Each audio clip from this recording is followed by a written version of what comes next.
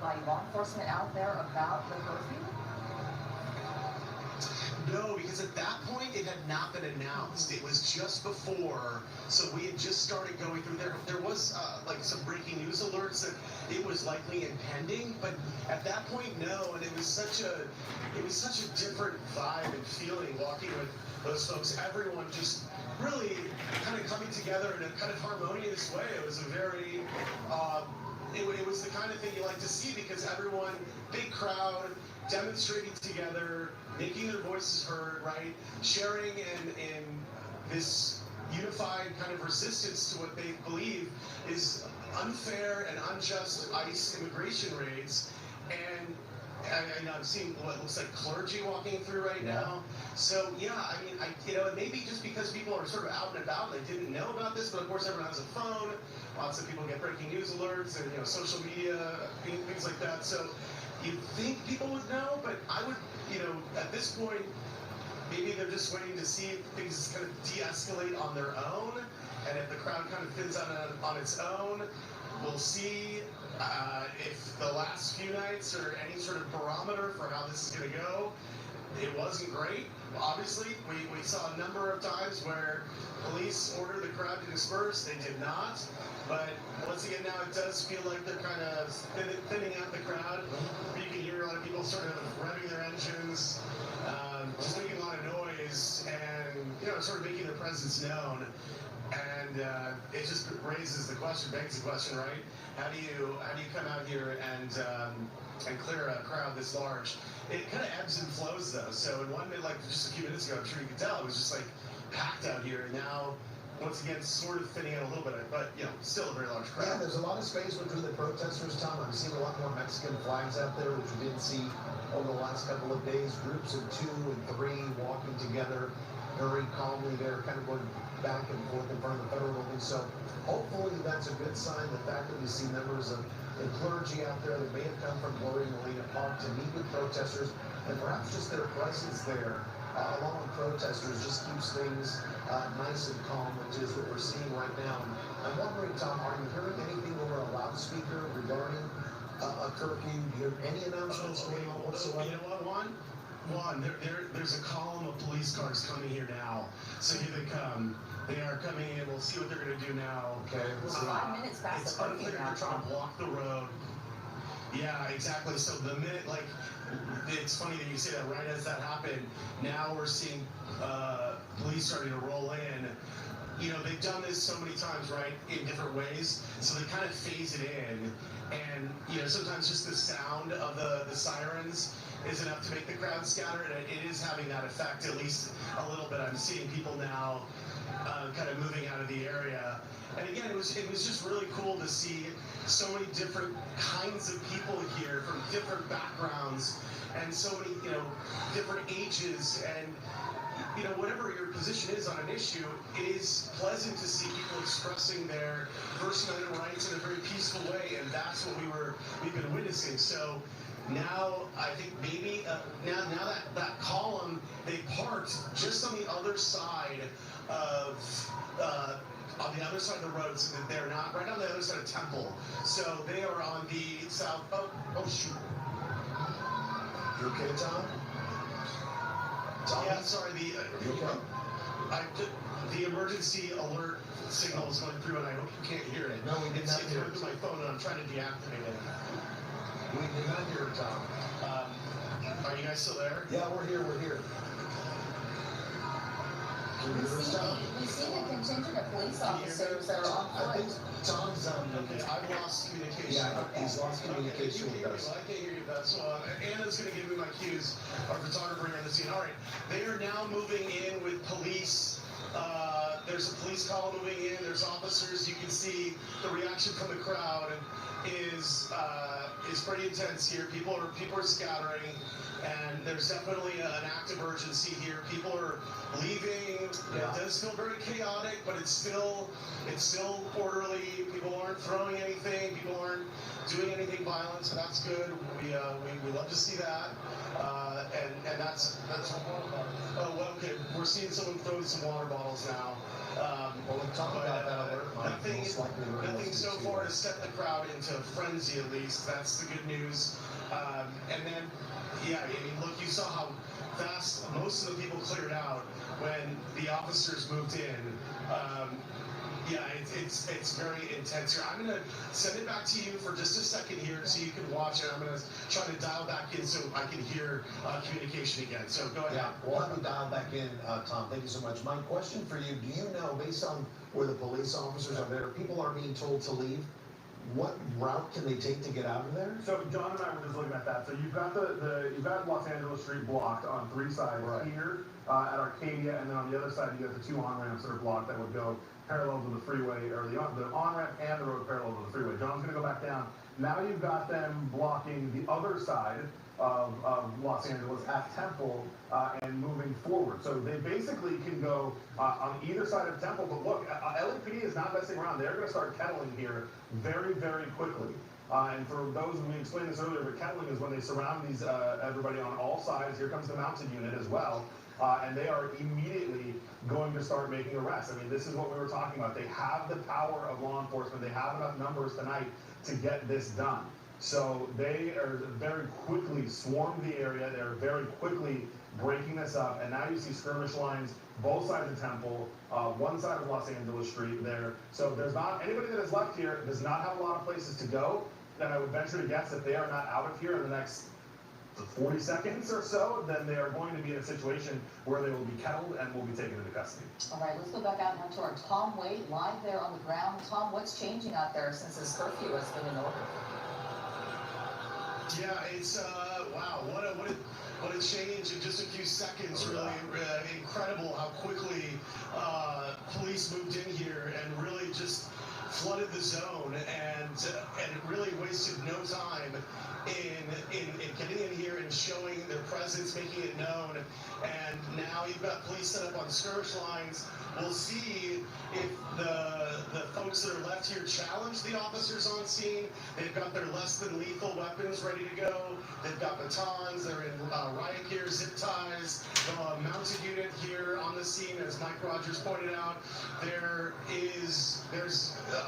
mean, the crowd right in front of the building is completely gone. I'm looking over there right now. This is really the scatter effect was incredible. People dispersed and moved quickly. Let's see now. I'm trying to see if anyone's. Yeah, you can see over there. Look, the crowd completely gone. And now you can see officers giving orders down here, telling people to leave, giving them a little bit of grace here, even though the curfew is technically in effect.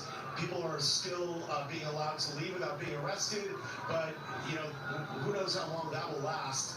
This will be very, very an intense enforcement if history serves as a barometer of how these things go down. And right now we are seeing a very thorough and intense action. You know, we expected this. We knew that the LAPD was ready. They're coming in from all directions, north, south, east, and west. They are coming in with different types of vehicles, the horses, the mounted unit here, and not allowing any sort of. They've got their less than lethal weapons here and ready to take action. I don't think there's going to be a lot of. Okay, now people are starting to throw things, and I don't know where that came from. Where was that from? All right, so we'll see how police react to that. So far, it's just been a couple of things, but if that keeps going, okay, there's people with their hands up down here. So now, some of these folks may want to be arrested in an act of civil disobedience to make a statement. We'll see if that's the case. But wow, what a swarm. You know, putting their hands up, that's of course in allusion to the George Floyd protest saying don't shoot to police, using that as a protest method. And you know, this all came about today, this curfew that took at 8 o'clock and ends at 6 a.m. in the morning tomorrow morning. This all, I mean, came to be because of the fact that there was so much happening in downtown LA in this 1 square mile where this curfew is happening. Mike, we're talking about looting, we're talking about people who were graffitiing walls, and we have to have time to clean that up, first of all. Yeah, and they were briefly the mayor's office was briefly asked the cost that all this is going to, and they don't know, but a person from the mayor's office easily said over $1 million at least, and that's just getting started here. I want to ask John to go back in front of the federal courthouse. You're looking at some of the Ventura County Sheriff's deputies and other allied agencies that are helping, but I thought I saw an arrest going down right here in front of the federal courthouse, so I couldn't tell, or maybe not anymore, but the group that is in here, we'll see, they're at this point, they're pretty kettled. So you've got mounted unit skirmish line here, backed on the other side. We've got another skirmish line over there. So the people that are in that section right now, if they don't retreat up those steps, they will likely be arrested, as you see the LAPD now moving in here, and we'll see if they start taking people into custody. They're moving quickly. I have to say, we've covered, we keep bringing it up in this most recent one, the 2020 protest. I don't know that even then I saw such a fast and such a large response from law enforcement to deal with this situation. I mean, they came in quick, they came in hot, and they let that crowd know that we are not here to play. The curfew is in effect, and you need to leave. And you've got mounted units from both LAPD and the CHP here. You've got a huge contingency of officers there, and now you've got everybody continuing to move in. And basically, if you're in this area and you don't have business in this area and a legitimate purpose to be here, you are subject to arrest. And it looks like that will probably be starting here any minute, as the last group of, I'll say stragglers are trying to kind of get up there. And look, now even LAPD is going up against the stairs right there. So that was kind of the last exit point for people to get out of this area if they weren't going to go on either side of Los Angeles Street, either from Temple or the street to the north there. Well, each year we learn a little more, right, Mike? The George Floyd protest, the pandemic, now we have this. And LAPD and the mayor's office has had 4 days to figure out what needs to be done. Perhaps the curfew was the best idea here, because people, looks like they have scattered, they've moved out, law enforcement has moved in, and it's a very different scene that even just a few moments ago when we started broadcasting here. Yeah, and I want to ask John really quick, if you see John Travers, our photographer at SkyCal, as these guys are moving in even further, so they'll probably be arrested here soon, but John, can you tell if there's any large group that's marching or that kind of move down the street at all, or does everybody kind of splinter off pretty significantly as he's going to move down here a little bit? Yeah, John says he doesn't see any kind of large, group there, and everyone may have realized how serious law enforcement is here and just kind of, got in a dodge. We see a group here just kind of walking, not necessarily in the street, but in the sidewalk and the crosswalk there. So the group may have gotten the message, which is exactly what the LAPD wanted, the mayor wanted, is to not have to deal with this in downtown tonight. All right, let's go back out live now to our Tom Waite there live on the ground. Tom, have you seen things change at all, or people leaving? Yeah, things are changing quite a bit. Things are changing quite a bit. We are being, we're in the crossfire of people throwing objects at police and spooking the horses, and they have officers pointed less than lethal. Look at this, they have less than lethal weapons pointed at us right now.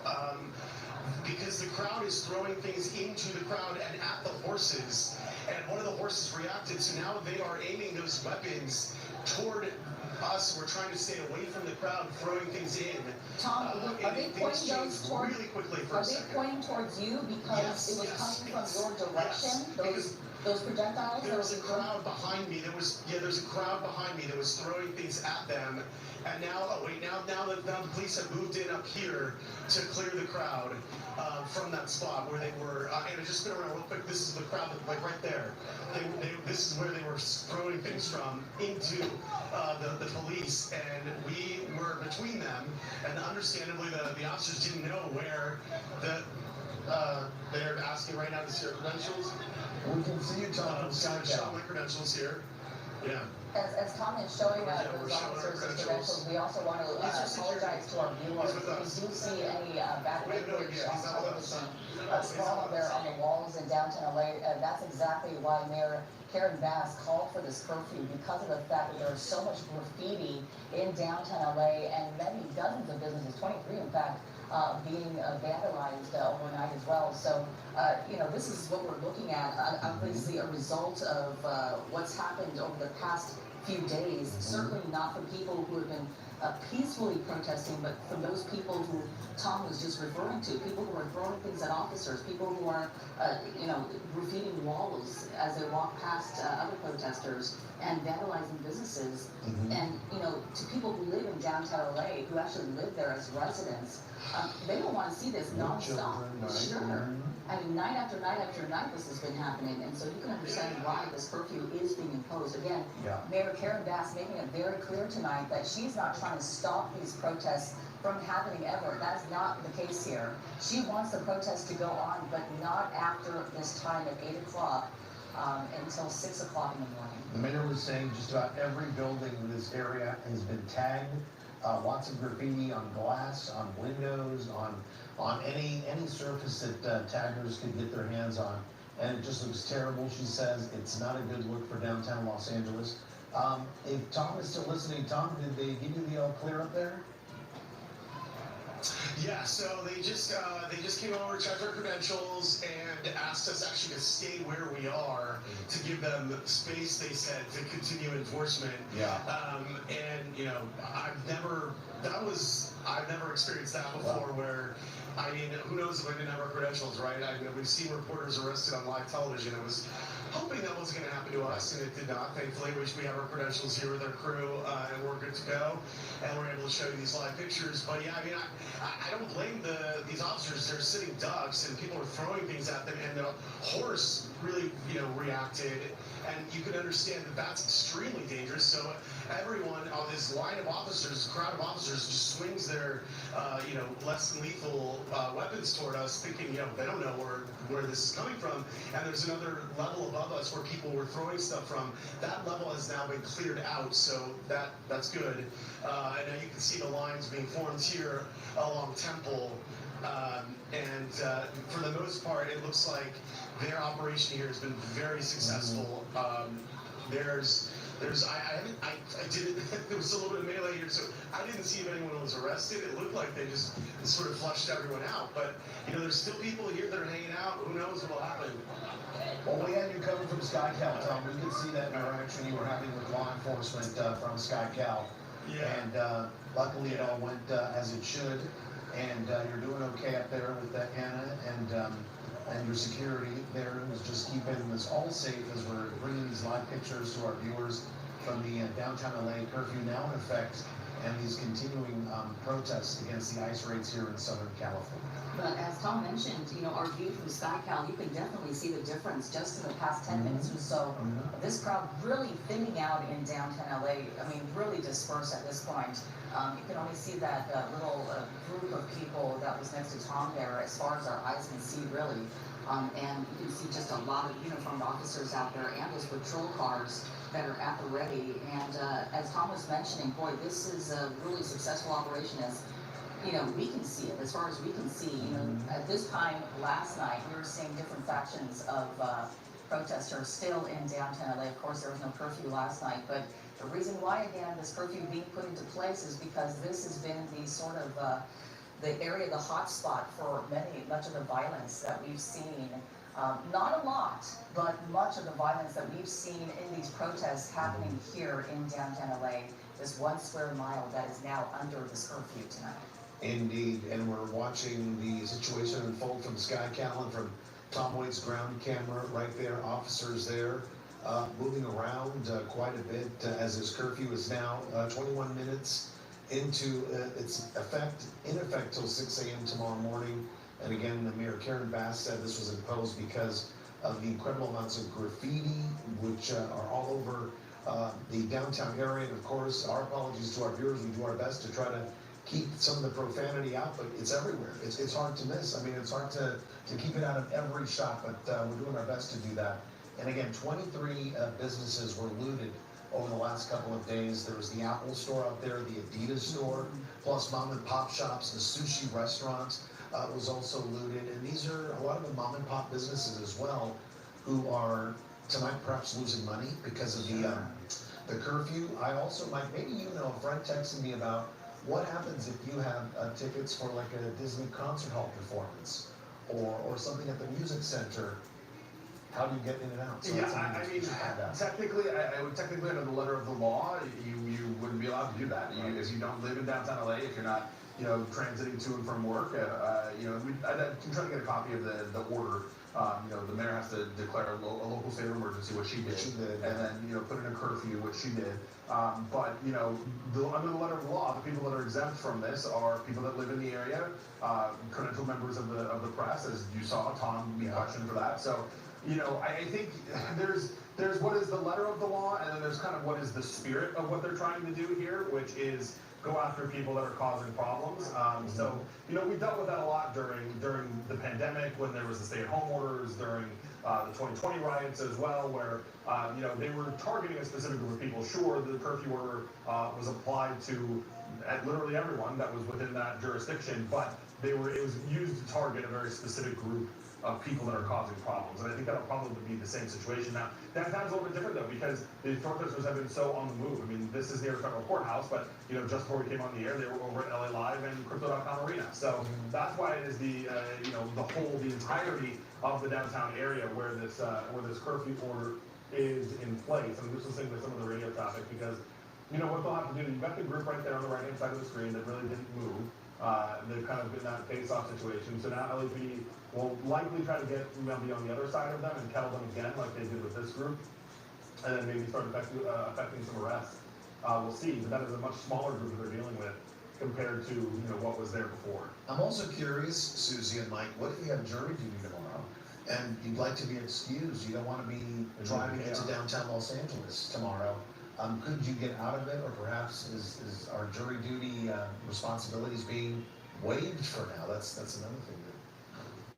Yeah, and I can look. I mean, the courts usually pretty good about putting stuff on their website about that. So if you do have jury duty tomorrow, Mike's going to look. Perhaps we'll get some information. I know a lot of people have to call into a number. Sure. You put in your juror PIN number, and it gives you an idea whether you have to show up or not. But I'm guessing some people would possibly just like to avoid downtown LA over the next few days. I would imagine it would make a pretty good excuse Yeah. under jury duty laws. I don't know what the rules are, but I would imagine something like this would be. You normally have to have a good excuse, Sure, right, exactly. Susie, to avoid jury duty. Right? And a good reason for that. Most of the judges have heard every excuse in the book, so it's just best if you can. But again, different circumstance tonight, different situation. That's right, and for the first time, I think we're seeing protesters outnumbered by police officers. Wow, the number of just the patrol cars out there, and their lights shining like that, just the lines and rows of them. You can really tell that the LAPD, they have this plan and they had it ready to go, and this is them showing their presence as well and saying, we mean what we say, we mean 8 o'clock, and you can see how fast 8 o'clock, it really came in. It really did clear out the crowds, and we were thinking, it might take a little longer, but about 10 to 15 minutes into 8 o'clock is when we see the crowd really thin out, and the police officers, looks like they're dealing with one group of protesters who are still out there. And I imagine these protesters now, Juan, they know that the 8 o'clock curfew is in effect, as none of the other protesters that they were surrounded by earlier are out here no longer. If Tom got that emergency alert while he was out there, it's based on geographical location. My guess is other people have as well. And maybe a lot of those people did scatter. They can come back tomorrow at their leisure after 6 a.m. Not a problem. But overnight hours, that is when we've seen cars set on fire, the Waymos set on fire, businesses broken into. Right, and just really quickly, I want to point out what we're looking at right here. They are going to arrest these people. They just announced on the radio that there are about 25 people that they're going to start arresting. I see those groups of officers with the flex cuffs, or the zip ties, if you will, that are going to come in and do that. So LAPD has decided that this group right here that is in front of, I believe that's the LA Mall parking garage, they've decided that they are going to arrest them, and that should be happening soon. There are other group that's up top that I'm sure that, they'll set up a plan to maybe take those guys into custody as well, although they'll have to get on the other side of them if they want to kettle them, or if they're going to be in a situation where they're just going to start pushing them down. Are they voluntarily being arrested, Mike? You see any resistance there? No, I don't see any resistance, but I will say that everything happened so fast that I don't know that these people fully realized that they were being kettled when they were being kettled, right? I mean, they obviously didn't leave right away when the first skirmish line came in. But when you watched how everything kind of happened, they moved in so fast and so, all at once, that I don't know that these people realized how quickly they were going to be boxed in. Not that it's an excuse, there's a curfew, that's the rules, what have you, but it happened all very, very quickly from the time that first skirmish line came in to the time that all of a sudden they're kettled. That's a trick, right? It's kind of like, shock and awe, really kind of surround the group and then there's nowhere for them to go. And sends the message, and I want to give you some numbers, because CBS News has actually been tracking these arrest numbers for us, and as of 6 o'clock tonight, in total, there have been 469 arrests. Wow. So the LAPD has made 378 arrests, the Sheriff's Department has made 7 arrests, and CHP has made 84. So those numbers, and I should point out, that's since Friday. So, but those numbers have grown significantly as the days. Yeah, since the protest started on Friday, but the numbers have significantly grown day over day. Saturday was like 20-something, Sunday was another 20-something, and then even just today at one location near the 101 freeway it was 69, or 64, something like that. Yeah, by the CHP. So they're significantly increasing those. A source told me that today is also the first day that they have dedicated arrest teams and dedicated booking teams to deal with the people that are being arrested. And because there are so many people, Mike, where are they taking them? Is there a holding area? Is there a parking lot? Are there tents? Because most likely it's going to be a quick sort of like booking process, and release, right? So right now they're bringing in, and we saw the white buses from LAPD earlier. The Sheriff's Department has their buses as well. They are putting them on their buses and transporting them somewhere. I don't know, and I can try to find out, but I don't know if they're taking them to Men's Central and they're doing that process there, or LAPD's Metropolitan Jail, if they're doing that process there, or if there's a makeshift kind of situation that's going on where they're doing it. But regardless, I mean, it is unless you have other things going on, it is generally a cite and release type of situation. Right. But when you're talking about mass arrests, even if it's a cite and release, that's going to take a long time. You will be sitting on those buses for hours. You will be being processed Just the for volume hours. of people, right? Yes, just the volume of people and the length of time that will take them to get through that. I mean, if somebody was arrested right now at 8:30, I wouldn't foresee them getting out before 12, 1 a.m. by the time the Probably sun's even later than that, Mike. Yep. Okay, thanks, Mike. Well, our Tom Waite is there on the ground where the people who we believe are about to be arrested are standing. Let's go out to him and get the very latest. Tom. Yeah, Susie, Mike, it does appear that there's some action about to happen there. It's kind of hard to see exactly. I mean, you can see better than I can because Anna's able to zoom for you.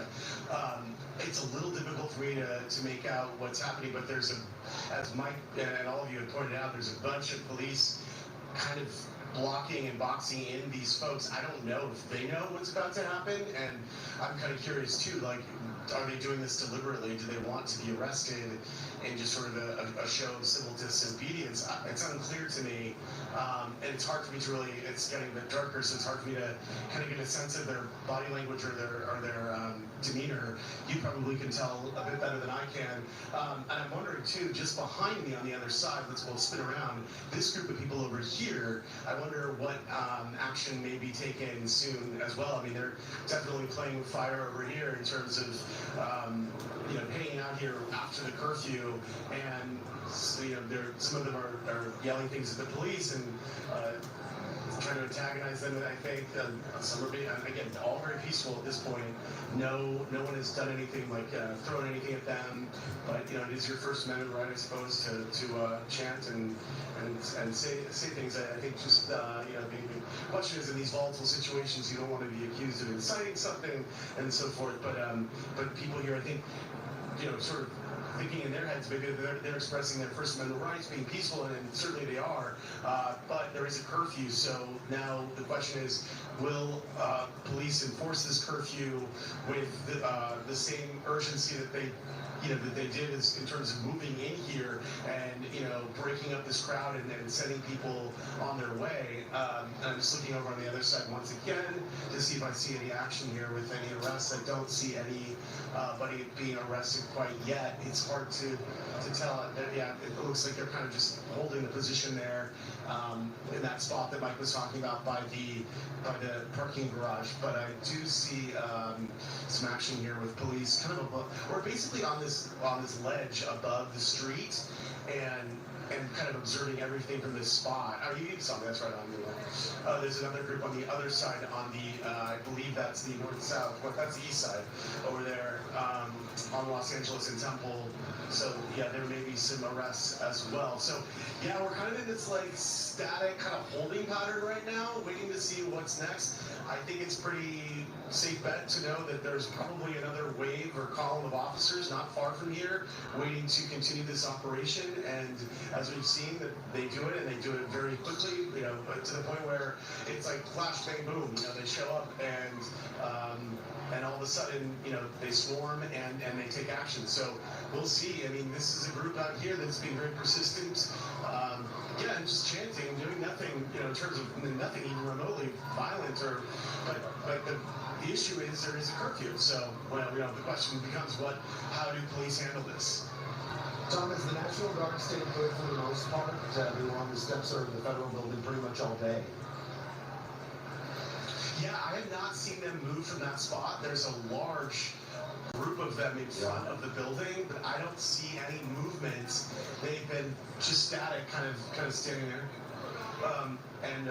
Yeah, the officers have been very nice to us up here, and they've been very, was it cool? Yeah, cool.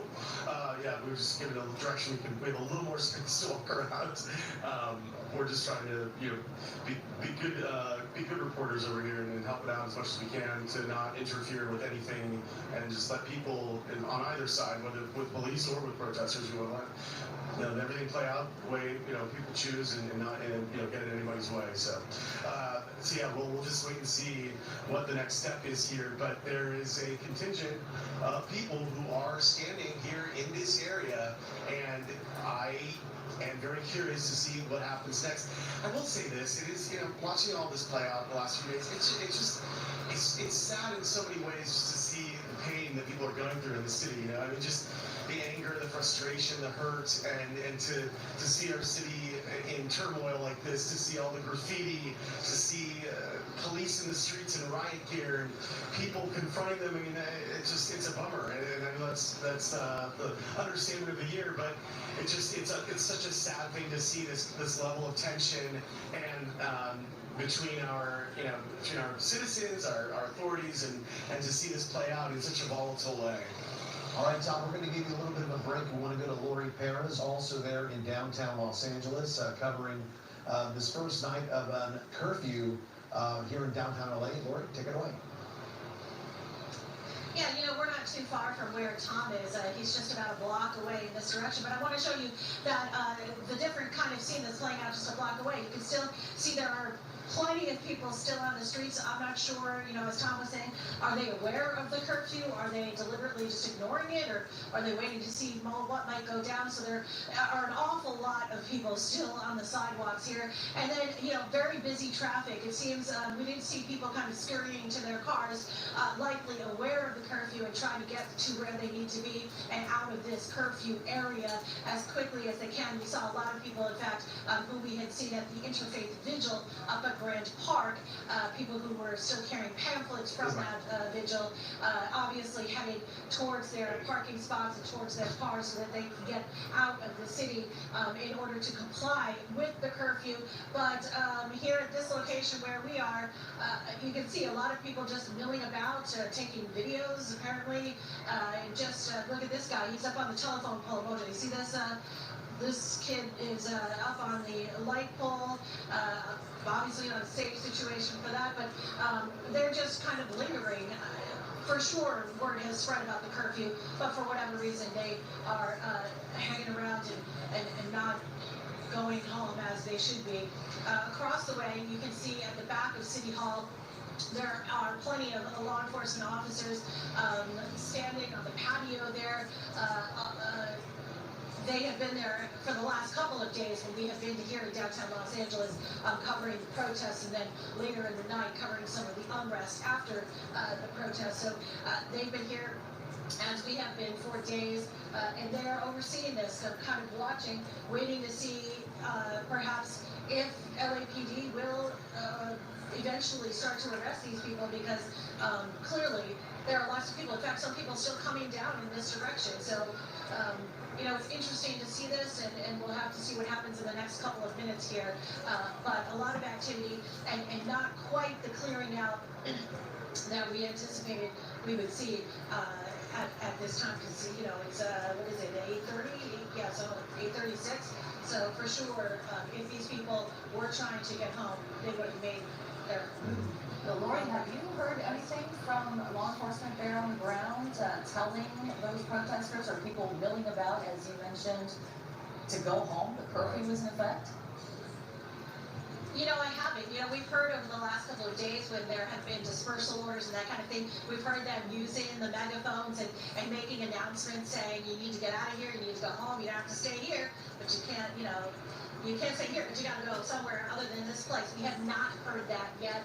I would anticipate that they will start to do that if these people do not start getting out of the way. But, you know, I heard you mentioning Tom got that alert. We got the alert as well. Our security guards also got the alert indicating, hey, if you're in downtown Los Angeles, there is a curfew in effect. You need to get going.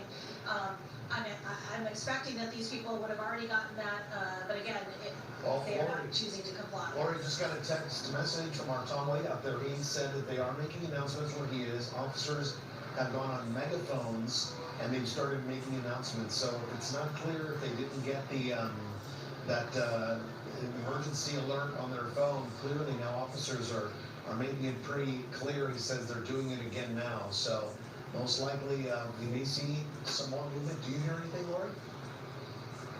Yeah, I'm just starting to hear it. Like I said, we're only about a block away from where Tom is, so I can just barely hear it, but I can hear, you know, what's that talking over a megaphone, you know, that's a familiar kind of sound. And ooh, we're seeing there were some motorcycles that were up on the patios here, they're coming off, so they are definitely scattering at this point. You know, it's hard to tell, you know, how far people are willing to take it. You know, a lot of people like to think they're tough until, you know, the police start coming at them with cuffs ready to cuff them. So, Oh, you can hear that now. yep. They're saying now, if you do not leave the area now, you will be arrested.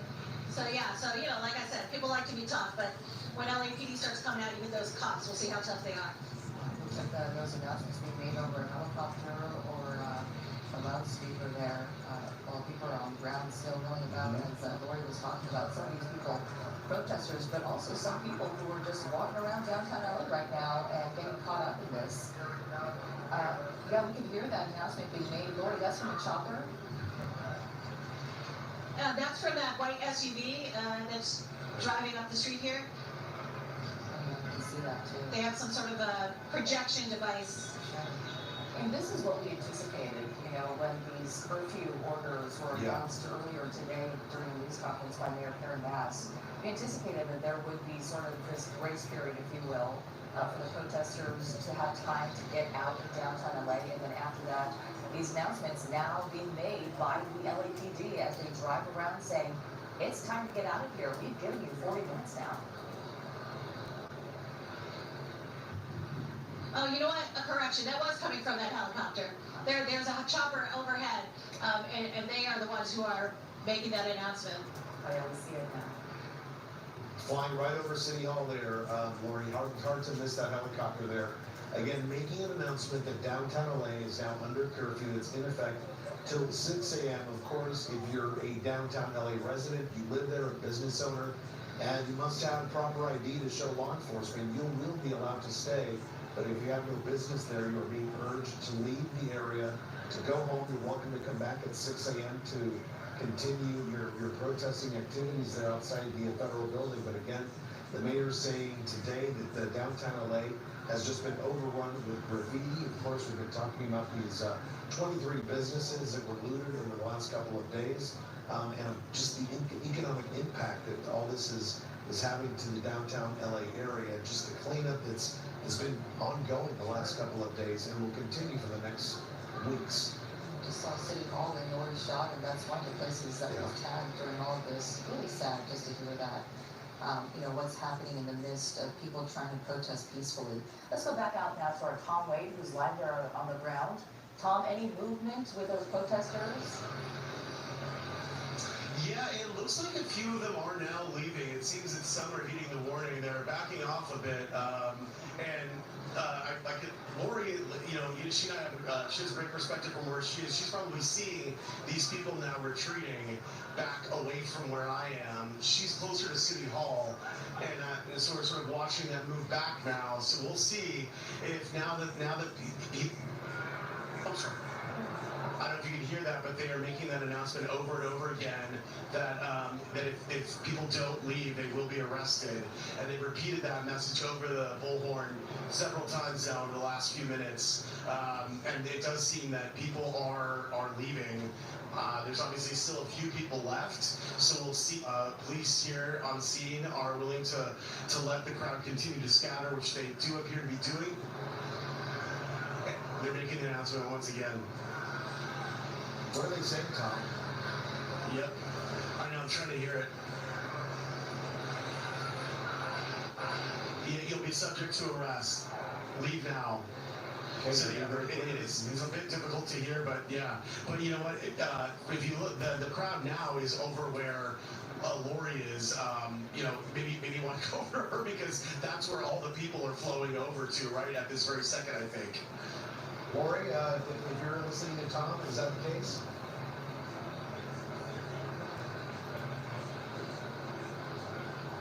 The street towards us, away from Tom's location, away from that line of law enforcement officers. So clearly, they heard that as you have and as we have heard that saying, leave or you will be subject to arrest. And it does seem, you can see, it does seem that people are walking up Temple Street. Up Temple Street is there's much more parking in that direction.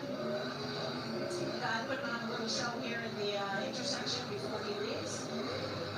But yeah, it does seem like the bulk of people are moving up Temple Street away from this location. Perhaps finally going to heed the warning from police. I can't imagine that the LAPD will wait that much longer before they actually start making arrests and actually, taking more action. Just because of the fact that, this curfew is in place. They didn't just do it just to get protesters out of downtown LA. They said, this is actually, it's law right now. This is actually law. So if the reason why we can make an arrest is because of the fact that this is law, the curfew right now. It is a misdemeanor to violate a curfew. If you're caught doing that, they can arrest you legally. Oftentimes you see, the cite and release kind of situation. But, in this case, when they're saying they're going to make arrests, you will be arrested if you stay around this area and you do not belong here. If you do not live here, if you do not work in the area, you cannot prove that you're a resident, then you need to be going home by now. And it looks like a lot of the crowd did disperse, as Lori and Tom are both pointing out. But as you can see, people are still staying and defying those orders, and knowing well that they will be arrested. Indeed, they're going to be arrested, and of course, as Susie was saying, there was no need for dispersal orders or anything like that once that curfew is in effect. And they are giving you the option here. They're once again making announcements from the chopper that if you do not leave, you'll be subject to arrest.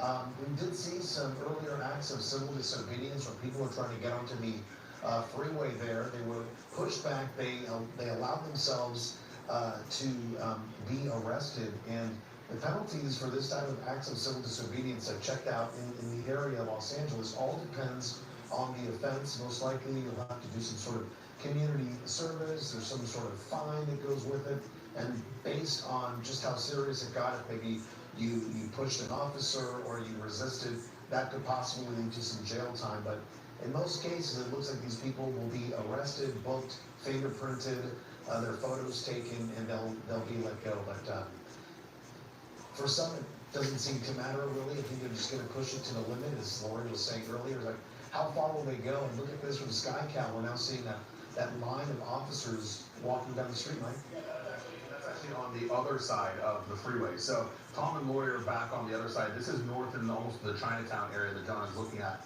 And there's a very small number of people that were here. You see them locked arms right there, those 4 people. And you got a couple more kind of straggling about here. That will likely be taken into custody, and it looks just based on the way that they're standing and, holding tight to that police line. That's probably what they are willing to do for their cause in this situation and be taken into custody. I can tell you, I talked to both the LAPD, LA County Sheriffs, and CHP about the arrest process. CHP says if you get picked up by them, you go to jail. LAPD is saying for now they're trying to do some field processing where they can basically try to give you the ticket and let you go if you don't have anything else going on. But Sheriff says they're doing transports, and they're doing it for the allied agencies. So if you end up in a Sheriff's transport bus or you end up in an LAPD bus, it is more than likely you are going to a jail facility, which would be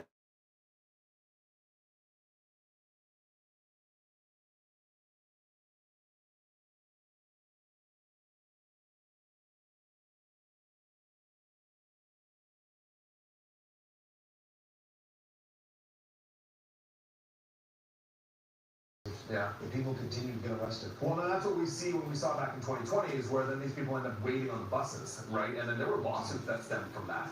There were lawsuits that stemmed from people that got arrested that had to sit on buses for hours and hours and hours that filed lawsuits saying that they weren't able to use the restroom, they weren't able to do, other things, they couldn't breathe.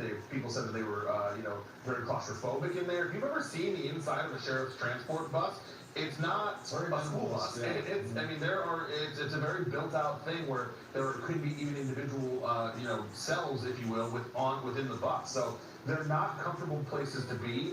And if you get picked up and you end up in one of those, it is very likely that you will be on that bus for an extended period of time while you get processed. Mike, I'm curious with this unified command and so many other agencies coming to help Los Angeles, who runs the show here? How do you get the word out to Ventura County Sheriff or LA County Sheriff, LAPD, so that everyone's on the same page? So Chief Tim McDonald said that he is, obviously this is within the city of Los Angeles, the city limits. So LAPD is, from what I've been told, is running the show, if you will. So LAPD is in charge, but they are having the mutual aid. So the way the mutual aid works is the LAPD, Chief Tim McDonald, made the request to Sheriff Robert Luna.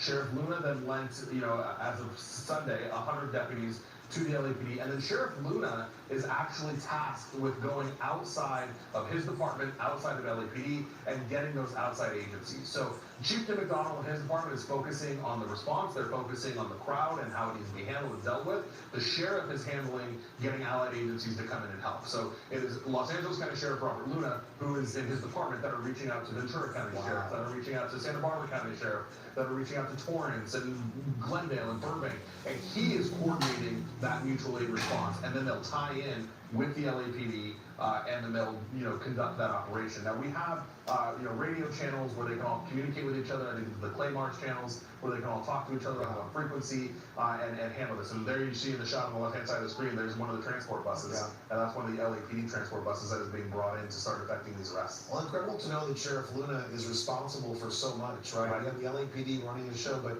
he is getting all that mutual aid from the different agencies, from different counties. Just an incredible job that he's doing there. Yeah, and really just an intense amount of law enforcement officers that are here. I mean, a lot of law enforcement officers are here. And the normal chain of events would then go, if local wasn't enough, if all of the outside agencies that came in weren't enough to help, then the sheriff would request the governor to activate the National Guard. But as we pointed out, that can't happen because the National Guard has been taken over and federalized. Right. So the governor doesn't have control over the National Guard. So, it's not an option for our local authorities to ask the National Guard to come help because the governor doesn't have control over it. And Chief McDonald saying today that he doesn't feel the need at this point to go to that level. Right. So certainly good news there that the chief of the LAPD doesn't see the need to quite the military level here in They're California. handling it tonight, right? Yes, tonight's response is certainly a point proven with that. Absolutely.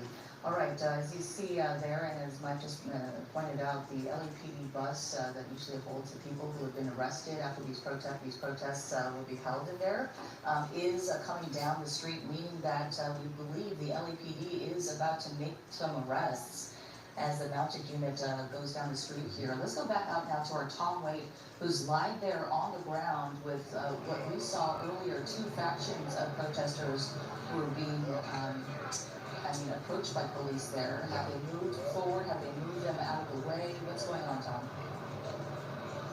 You know what? Here's the thing. Okay, they're moving the bus, but I would say take Lori's camera because there's a lot of action going on over there. You should. Lori should take it from here. Okay. Yeah, by horseback and on foot as well. Lori, if you can hear us, tell us what you're saying. Yeah, so they have just very quickly moved in our direction. Whoops, and they are shooting. Whoop, whoop, okay, I don't want that. We're trying to get out of the line of fire because, yeah, they are aggressively telling people that they need to get out of the way. They need to go home. They are, in fact, enforcing this curfew. They have aggressively moved down Temple because there were a lot of stragglers there. We're media. Where do you want to go? It looks like Lori's getting some directions from officers out there where she and her photographer can be. Obviously, a very fluid situation for our crew members out there who have been really trying to give us these pictures and give us the feel of what is really going on out there. But at the same time, sometimes they get too mixed up, right? Oftentimes this week we've been watching our reporters out there giving us these incredible reports, but also, suffering some of the consequences of what's been happening with the protests, tear gas in their eyes and pepper balls being thrown their way. And we just have to really give it to our reporters and photographers who have been out there tirelessly trying to get us these stories as they happen. And we don't want our crews to go between the officers and protesters because that, of course, puts our crews in danger there. But we're trying our best there. As we saw, and Lori, let's go back to you now. Yeah, I just want to explain what happened. So, very clearly, I'm doing a live shot, with 2 security guards. I have a microphone, I have my press pass, etc. And despite that, law enforcement, there's just a lot going on here. I'm not trying to sign bully, but even despite the fact that it was very clear what I was doing, they were still, you could hear me saying, where do you want me to go? And they were saying, go home, go home. So that just gives you an idea of the temperature of the atmosphere here because, they're trying to enforce the curfew. They're trying to clear these streets, and it can get confusing, and it's dark out, and, things are hectic. So now I'm actually quite some distance from where Michael Johnson, the photographer, is. He's still back in the original location where I was giving a live shot before, and then I kind of retreated because once they started shooting those less lethal weaponry, I didn't want to get shot, frankly. So I kind of retreated, and he went in a different direction, and now we're kind of separated, unfortunately. But I just wanted to explain what was happening. I can still see from my location that the crowd, unfortunately, many started to seem to head towards the 101, which is not a good situation.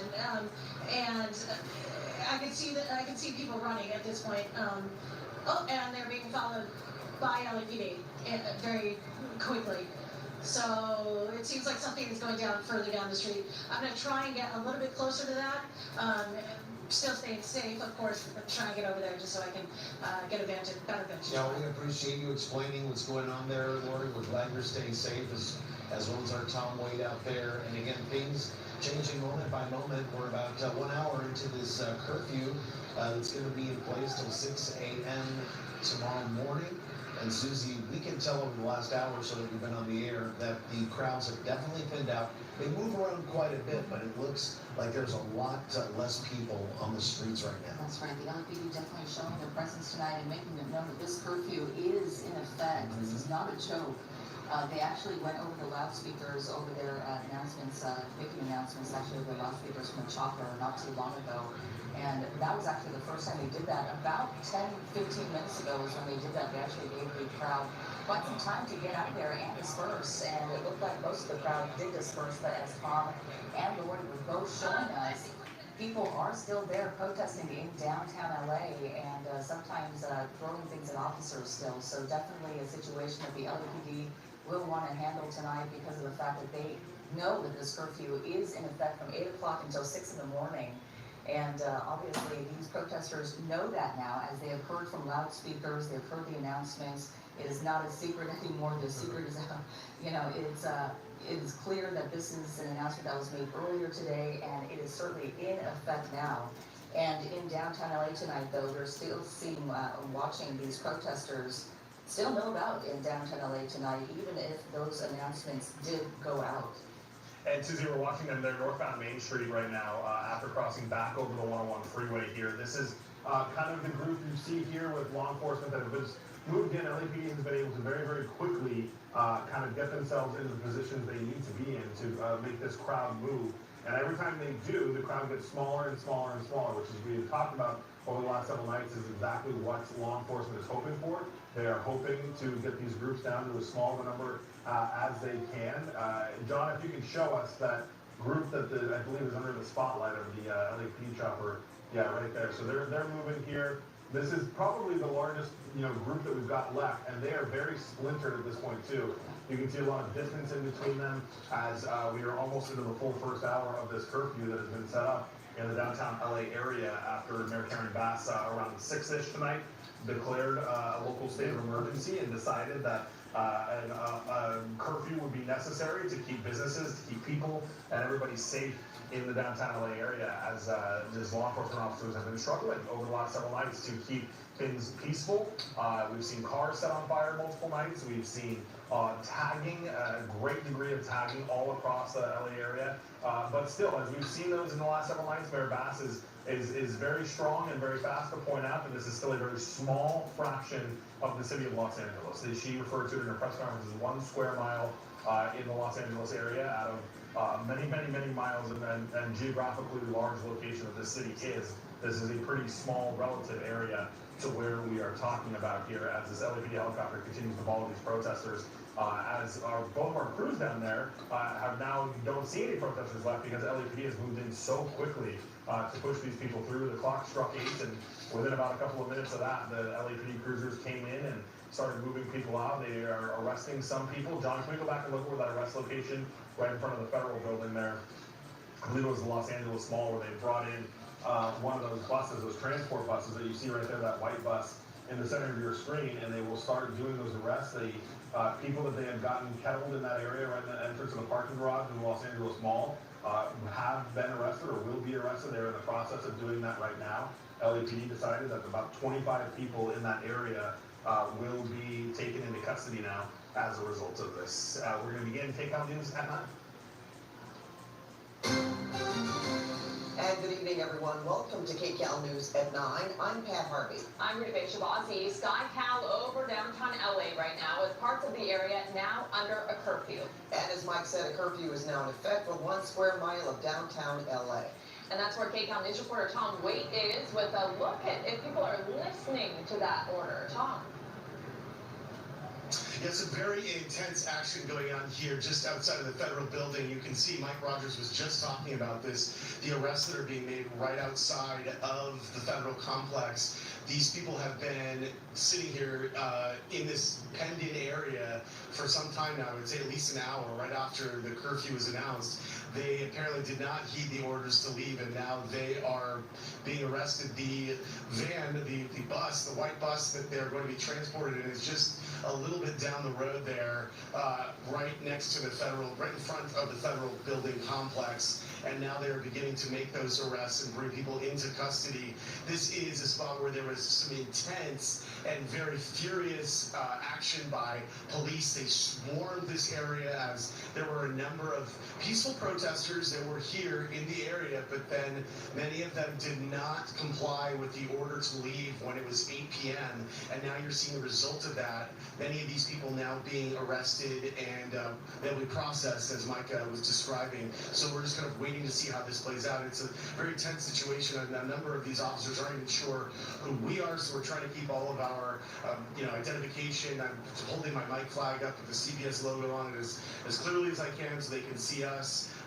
They're, obviously in a very serious tactical situation here where there's just no margin for error. At one point we were between some protesters and the mounted unit where protesters from behind us, a couple of them, started throwing things at a officer who was mounted on horseback, and the horse reacted, and it was scary. We didn't know, it jumped back, and then a line of police aimed their less than lethal weapons in the direction of where that was coming, which of course was our direction because the people who did that were behind us. They cleared the area very quickly. Officers got up. We're on a kind of raised plaza level above the parking garage right now, and we're watching the arrest now play out. And you can see just the amount of officers here on scene, and now you can see people being told to put their hands up against that wall, and obviously the arrest will ensue from here. This was also a spot where there was a number of people lingering. Police kept making announcements over and over and over again, telling people to leave. They finally sort of ran from the area as the officers surged forward, and very dramatic to see this all play out. And I'm sure the sort of shock and awe effect of this is part of the operation, right? It's very sudden, it's jarring, it's intense, and it's meant to sort of subdue people or to force them out of the area, and it seems to have worked. There were no major violent incidents here. There were, as I said, projectiles that were thrown at police. We did not see police respond in this spot with any tear gas, or I didn't personally witness any less than lethal weapons fired, any rubber bullets, nothing like that where I am. I think that was not the case over where Lori is, about a block from me. I think she was in the area of where something was fired. It's not clear what. We'll hear from her, of course, in just a second. But yeah, we are just kind of watching right now. Police kind of securing that area that you're seeing on your screen. That is the let's see, north, south, west. That's the east side of the intersection at Los Angeles and Temple, and it looks like there were some people lingering there as well. We'll see how that plays out. But right now we're watching as they are staging that bus and getting ready to take people into custody. Okay, Tom, thank you. And you were mentioning Lori Perez's location. Let's go to her now. Yeah, she's also in downtown LA, as Tom mentioned, about a block away from him. So, Lori, how are things looking an hour into the curfew where you are? We can hear the sirens. That's right.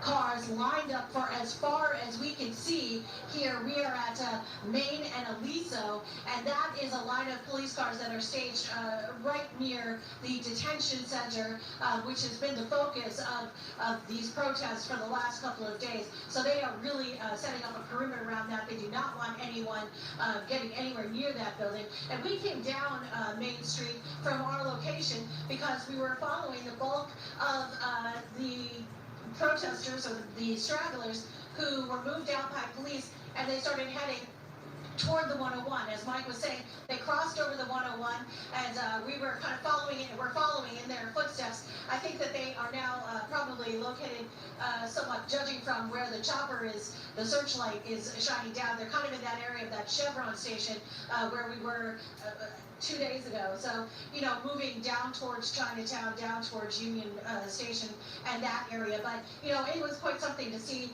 the police kind of make a move and in, coordinated effort, just march forward towards that crowd. That crowd got moving, and to Tom's point, luckily there was we didn't see at least any confrontation, any big confrontation, physical confrontation between the crowd and the police. So that was good to see, and they have since moved out of the downtown LA area and more towards Chinatown.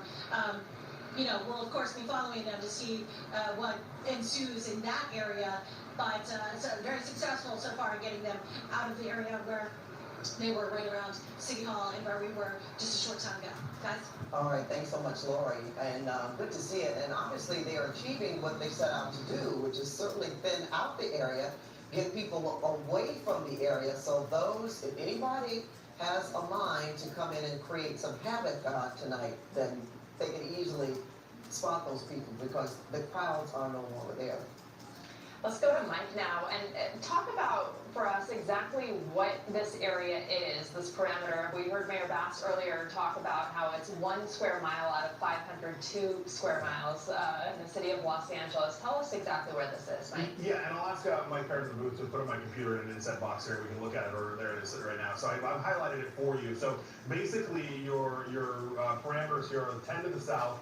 To the north, you have where the 110 and the 5 meet. To the east, you have essentially the 5 freeway to the 110 freeway. So it encompasses all traditional downtown LA, the Fashion District, the Skid Row area, Arts District, the Civic Center, Chinatown, all of that. And I also want to point out the impact that the curfew is already having. Tonight, the LA Phil canceled their concert at the Walt Disney Concert Hall, posting on Facebook saying it was because of the curfew that is in effect. So we had another viewer reach out and say, what about the Dodgers game? Well, if you look, Dodger Stadium is just outside of the curfew area there, so that likely will not be impacted as a result of the curfew, but there is still, impacts to this. The concert hall canceled, businesses in the area are likely closing down early just to be, compliant with that. I mean, you certainly would think you're not gonna have a ton of customers coming into the area if you are in the curfew zone, so a lot of impacts, and LAPD taking it very, very seriously tonight as John and Skycal's kind of doing an overall view for us and looking at where things are. And I'll ask him here in just a second to kind of see if we can see any of that crowd that was on the move. They were going down near the, let's see the spotlight right there, John, on the ground. I don't know if that's them over there, but they had moved across the 101 freeway, as Lori was mentioning. And so we'll have to see if they pop back up. But yeah, big impacts tonight with the curfew. Is LA Live in that curfew? Yep, LA Live, Crypto.com Arena, Peacock Theater, all of that. Well, I mean, we don't have any basketball games or anything. Unfortunately, just gotta throw that out there. But at the same time, people still enjoy LA Live. So that does make you wonder, maybe they'll have to close down a lot of their operations at 8 p.m., the restaurants and things of that nature. Yeah, and there are, let's see, I'm looking at Crypto.com Arena to see if there's any events there. It doesn't look like there's any events for quite a while, but, that's Walt Disney Concert Hall that John's showing us in the center of the screen there where the concert was canceled. But you also think about, too, I just lost my train of thought, I'm so sorry. But yeah, Crypto.com Arena doesn't have any events, but, what I was gonna say is we just had the Tony Awards on Sunday night. If there was a curfew in effect then, how would that have played out? So, downtown LA is home to a lot of big events, and, at least the LA Phil is saying that they're stopping it tonight. You wonder then if people have tickets to certain venues, if they get stopped by police, they can show them, say, well, I'm here, because Mayor Bass says, well, if you don't live here or you work here, or work here, you don't have any business here, but if you said, well, yeah, I have tickets to this particular event, they might reconsider? If the event is still going on, if they didn't cancel it, yeah. And I think too, we saw this a lot in 2020 when there was a curfew that was issued then as well. I think that law enforcement is while certainly they have a legal right to stop you if you're in the curfew area, there's possibly too that they're really looking for who they're looking for, right? I mean, they're pretty targeted with this operation here as we look at the people being loaded up onto that LAPD bus. Yeah, we have been watching them from above and from the ground, loading up that bus. It looks like they're holding them against the wall. It seems peaceful as far as we can see from here, and then it looks like they're just going to fill that bus and transport those people, but haven't encountered a lot of resistance as far as we've seen, right? No, not at all. I mean, it's been pretty peaceful, and I got to be honest with you, I think that the way, right around 8 o'clock, the way that LAPD swarmed the area, I think caught a lot of people off guard. I mean, it was the fastest and the most high intensity amount of officers that I've seen since we've started this on Friday night. I mean, they were there like lightning, and they were there fast. They made moves fast, and the crowd, as soon as they started to show up, the crowd immediately started to scatter. And then you had a couple people hanging out right here that are now being taken into custody, and then you had the other group that started pushing away where we saw Tom and we saw Lori. Well, we had Mayor Bass on our air last night at 11:30, so you have to think that either overnight or this morning that they made these strategic plans for LAPD to show up the way they did earlier today, get those people off the 101 freeway right away, and knew they were going to have this curfew go into effect and how they were going to activate it or put it into action. And actually, can you pinpoint the time they started arresting people? It was after 8 o'clock. Last night or tonight? No, tonight. No, tonight. Yeah. It was, technically, this group is the first group that they were being that's taken into custody. They decided that they were going to arrest that group probably around 8:20. 8:20, 8:30, and that was after that group, to be honest, didn't leave. I mean, they had the opportunity to leave. The rest of the group left, but there's always a group of people that just kind of wants to, put themselves in front of the line of officers. And in this situation, it was not been like nights past, where you stand here long enough and then you can go away. Now it's you're here, you're going to go to jail. And they have reason, because you certainly are breaking the law. This is more than a dispersal order. Right. This is curfew, and you're not supposed to be here, period. And while we were on the air with Tom, he got a wireless emergency alert to his phone, because he's within the area. So he got the alert on his phone. There's an LAPD helicopter that has been making announcements on the PA system as they do orbits over the crowd. So it's not that you don't know. You obviously see what's going on here. You're getting the alerts on your phone. They're making announcements on loudspeakers. Even when Lori was at that interfaith vigil, they were talking about it there as well. So people are well aware that there is a curfew. Okay, well, we're continuing to watch this and we'll keep an eye on it. Well, yeah, we will keep an eye on downtown for you with SkyCal, but now let's go to Santa Ana, another SoCal city that has seen some, at times, violent protests. The National Guard surrounding the federal building there, and today local leaders showing their support to the immigrant community. KCAL's Nicole Comstock is live in Santa Ana tonight. Nicole, much different scene than last night. You were there last night as well. Yeah, you guys, a lot quieter out here tonight. We've seen a lot less protesters in the street, a lot fewer people out here just adding to the scene and causing problems like we saw last night. We do still have the National Guard and some city police out here protecting the federal building tonight.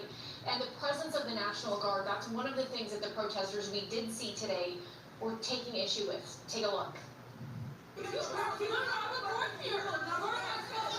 Quarreling between protesters in Santa Ana briefly hit a boiling point Tuesday, with people in the crowd screaming and shoving each other, at odds about the presence of National Guard members. Some say they're just here doing their jobs. It was a far cry from the chaos that unfolded here Monday night, when a few people in the crowd threw powerful firecrackers and order-style fireworks directly at local police in the street. Police responded by launching tear gas and pepper spray rounds their way, slowly dispersing the crowd over several hours. The initial intention to protest federal immigration raids happening locally, overshadowed by those who came to cause trouble. Don't take the bait. They are trying to provoke us into making sure they paint us as being the villains, not the victims. We know we're here for our parents. We know we're here for working families and working people that aren't criminals. Orange County leaders held a news conference to let the local immigrant community know they're supported and to condemn a militarized response to protests. We're capable and we have the ability and resources to be able to provide whatever necessary protection we have for our community. The police chief, who denounced the vandalism and violence last night, said he would rather have his own police force de-escalating tensions in the community stemming from the raids. As cleanup crews work to repair the damage left behind, the National Guard continues to protect the federal building into the night, and police once again line up in riot gear for what could be another long night in the street. And we're hearing that about 11 people were arrested in Santa Ana last night. We're not seeing any of that taking place tonight, although we do hear some fireworks in the distance, so we're probably going to move and go check that out in a couple of minutes. We'll send it back to you guys in the studio. All right, thanks so much, Nicole.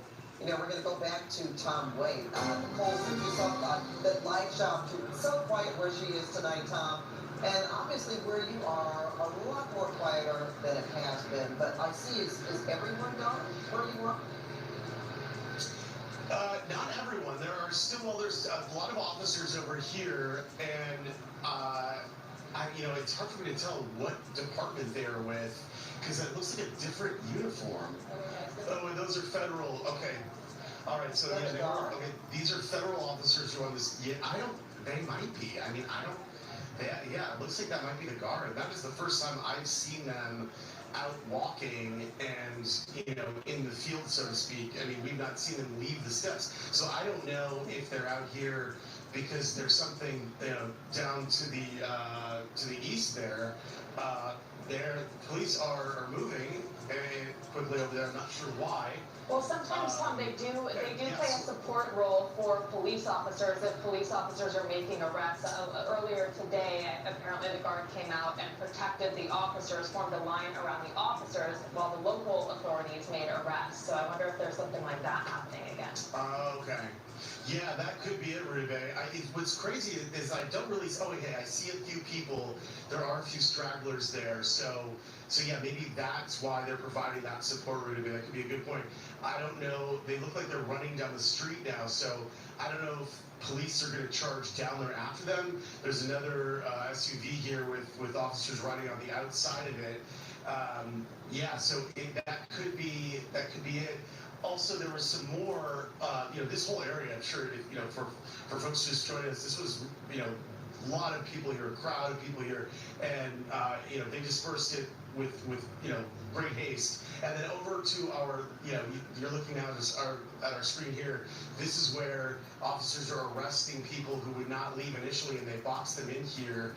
And we're kind of waiting to see how many people they're arresting here. But you can see they have people against the wall. They're putting them, some of them in cuffs. I saw leading them off into the white van, the white bus over there that will then transport them. But yeah, much quieter scene here. But man, looking at this building, it's just covered in graffiti. So yeah, we'll let you go back, and we'll keep you posted on any new developments here. Tom, thank you. And there was discussion earlier today about the National Guard protecting local officers, but also protecting ICE agents as they made arrests in Southern California and Los Angeles, which was an expansion of their duties. They have been brought here just to protect federal property and federal officers and officials. But today, for the first time, they were actually playing a support role with ICE agents as they made those arrests. And you wonder if that had anything to do with the conversation with maybe the Trump administration, since he's the one that federalized those officers, the Guard in particular, as far as their duties. And I think there has to be something that is agreed upon as to their exact role, and for them to actually come out in the community. So maybe that's what's happening there. But thank goodness we haven't heard about any instances where there has been a real show of force, or where they've had to use force. Okay, we wanted to take a look at what happened in Chicago and New York, because these protests aren't just limited to Los Angeles. Tonight, protesters went out into the streets over ICE raids taking place. This is New York, where police have stopped people from getting close to a federal building. Arrests were made there, and people were tossing water on officers. Also in Chicago, police clashed with protesters and arrests were made. People also tagging vehicles there. Well, just hours ago, Governor Newsom made a virtual address in which he did not hold back his thoughts on President Trump. Trump is pulling a military dragnet all across Los Angeles, well beyond his stated intent to just go after violent and serious criminals. His agents are arresting dishwashers, gardeners, day laborers, and seamstresses. That's just weakness masquerading as strength. He hammered President Trump for taking hold of the National Guard and sending more troops into the region, saying it made the situation worse. Newsom said California may be the first for this, but he claims it won't be the last. Now, we have reached out to the White House for comment, but have not heard back. And we continue our breaking news tonight in the Inland Empire. Believe it or not, an evacuation order was in effect just south of Apple Valley tonight as fire crews work to get the upper hand on the ranch fire. Being evacuated tonight, the area from Milpas Drive to High Road south of Highway 18. So far, 2,000 acres have burned. And more breaking news tonight in Burbank. Evacuation notices and warnings have been lifted there after a brush fire broke out in the hills above Burbank. Forward progress of the Bethany fire has been stopped at 8 acres. Fire crews will continue to monitor the area through the night. No word tonight on what sparked the flames. All right, we're going to go back to our, well, we will in just a minute, but first we do have some important things to talk about. It was a warm day here in Southern California. What a nice day. Check in with Danny in our next weather. Danny, it's so good to see you. Yeah, it's good to see you girls too.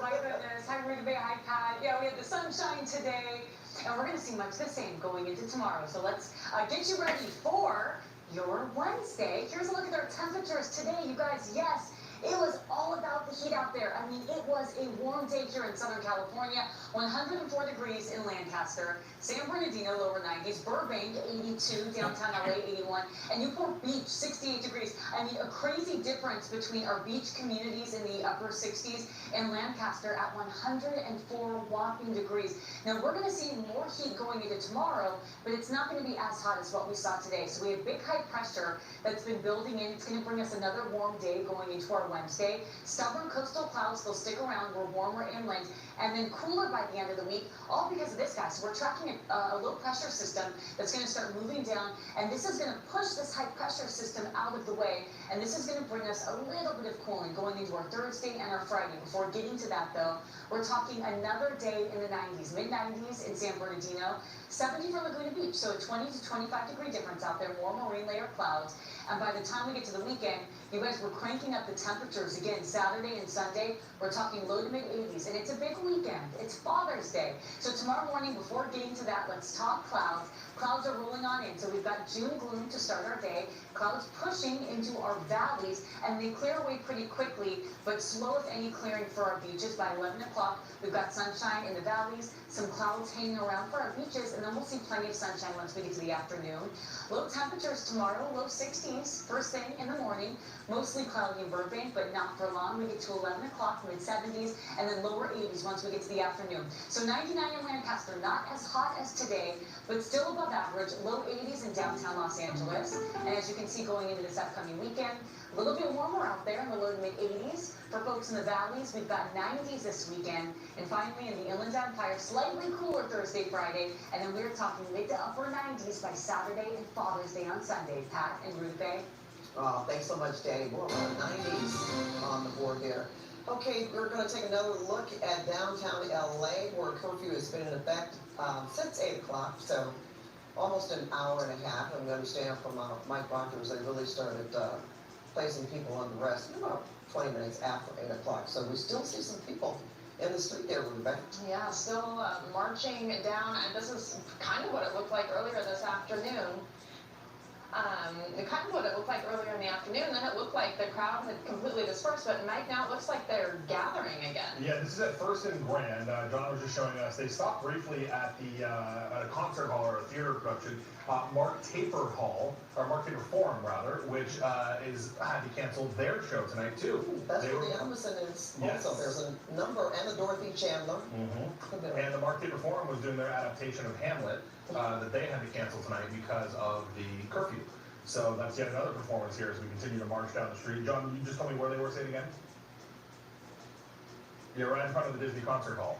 You know, it makes you wonder, and maybe you know the answer to this question or not, did the city order them to do this, or did they take it upon themselves as businesses to, you know, comply and just say, well, we're going to cancel our performances? As far as I can tell, it looks like these businesses took it upon themselves. I did ask very specifically the mayor's office to get a copy of the order, the curfew order, as well as the emergency order, which will give us some clarity on the fine, you know, kind of letter of the law about what is included in this order and who is required to follow it. I mean, basically what she said at the press conference, though, was unless you live in downtown LA or you're perhaps coming to or from work or you're a credentialed member of the press, that's pretty much the exceptions.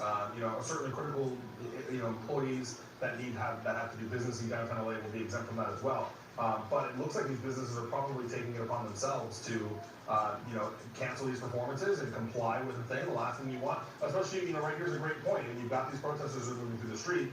Yes, they're peaceful right now, but if you've got a concert hall full of people that are coming in and out of here or doing other things, that's going to certainly add to the chaos of things that LAPD will have to deal with when they eventually will come in here and handle these protesters.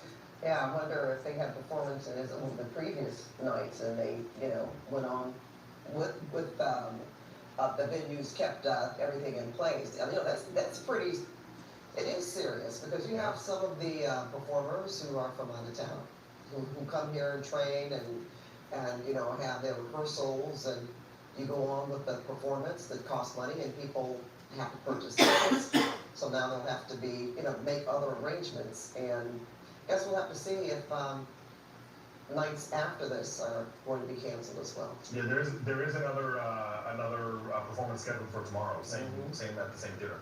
Definitely a disruption, and it is helpful to see this video from above, from the chopper, because you can see from our reporters on the ground, the situation changes so quickly, it looks like no one's there, but maybe they're around the corner, so we get a better perspective here from the helicopter, and of course we will continue to follow this throughout the night. We'll be right back. When we first start hearing about a pursuit on the scanners, there's a lot of audio cues. The energy level rockets up because you know you're about to have to cover one of the most dangerous and unpredictable stories we have in Southern California.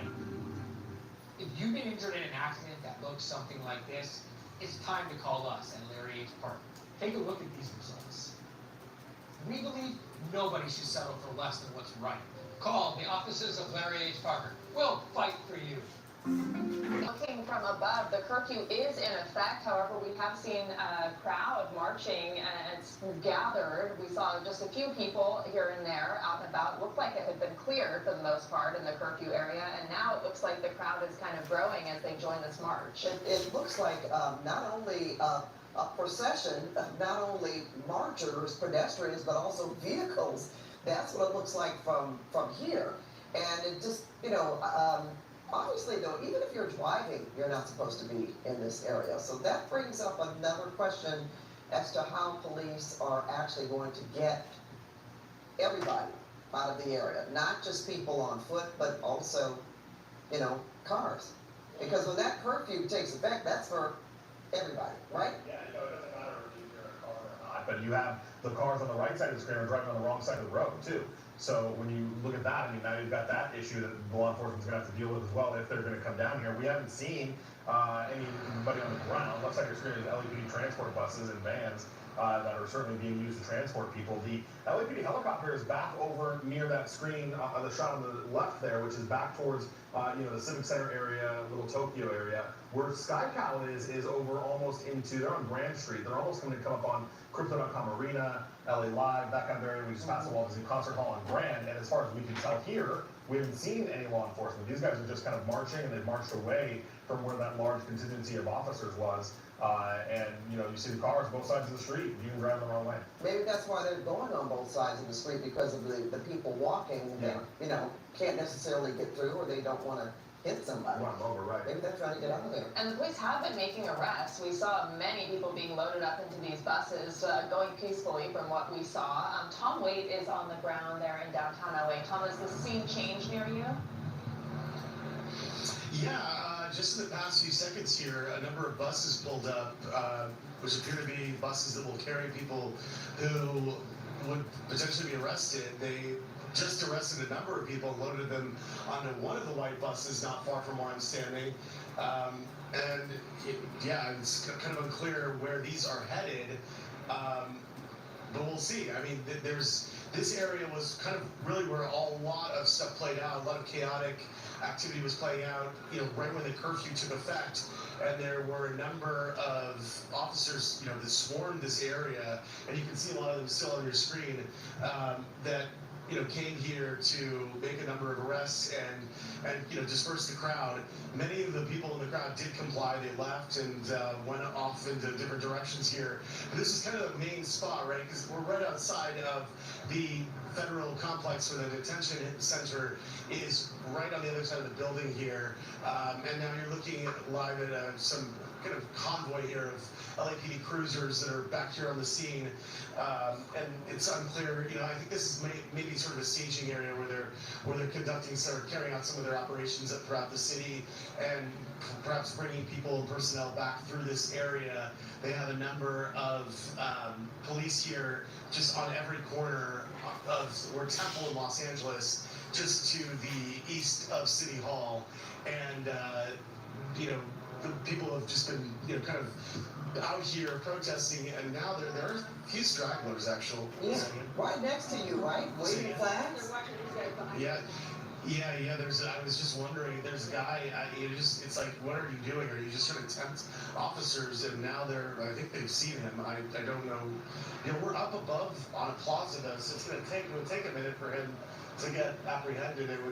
Officers would have to come up on a wall or run up the street. So I don't know, how they would make their way up here. They're leaving now, so very smart of them. I don't think it was no wiggle room, right? So they just wanted to make sure anyone who was out here was permitted to be so, and under the order that the mayor announced just a few hours ago. So this area where this is where all the protesters kind of gathered back. There was a march through the city earlier. Then they went all the way over to LA Live, and they came all the way back here. They had a rally. I got to say, very peaceful rally. Nobody. When I was here, I mean, there was a few moments where people were tossing stuff, but very, very peaceful. And it was just a total range of people, of backgrounds, ages. It was incredible to see, just because, I've been reporting at night, and I've seen a lot of violence, a lot of clashes, a lot of projectiles being thrown, police having to disperse people with tear gas. And I just want to reiterate too, this is only going on in little corners of the city, little slivers. We've been reporting this all day, and all of all of us have been saying this. I just think it bears repeating. We don't want people to think that LA is burning down. It's not. There are little pockets of trouble here and there, but I have to say today really was one of those moments where we saw a big group of people getting together, marching together, showing some solidarity, and really just kind of expressing themselves and making their feelings known in a way that was very appropriate. And it was good to see. It was encouraging just having seen some of the uglier sides of these confrontations the past few nights. It was also really, I'm going to say, refreshing to see. This was Lori shot, Tom, interfaith vigil that was taking place, and there were people there from all walks of life, all different faiths.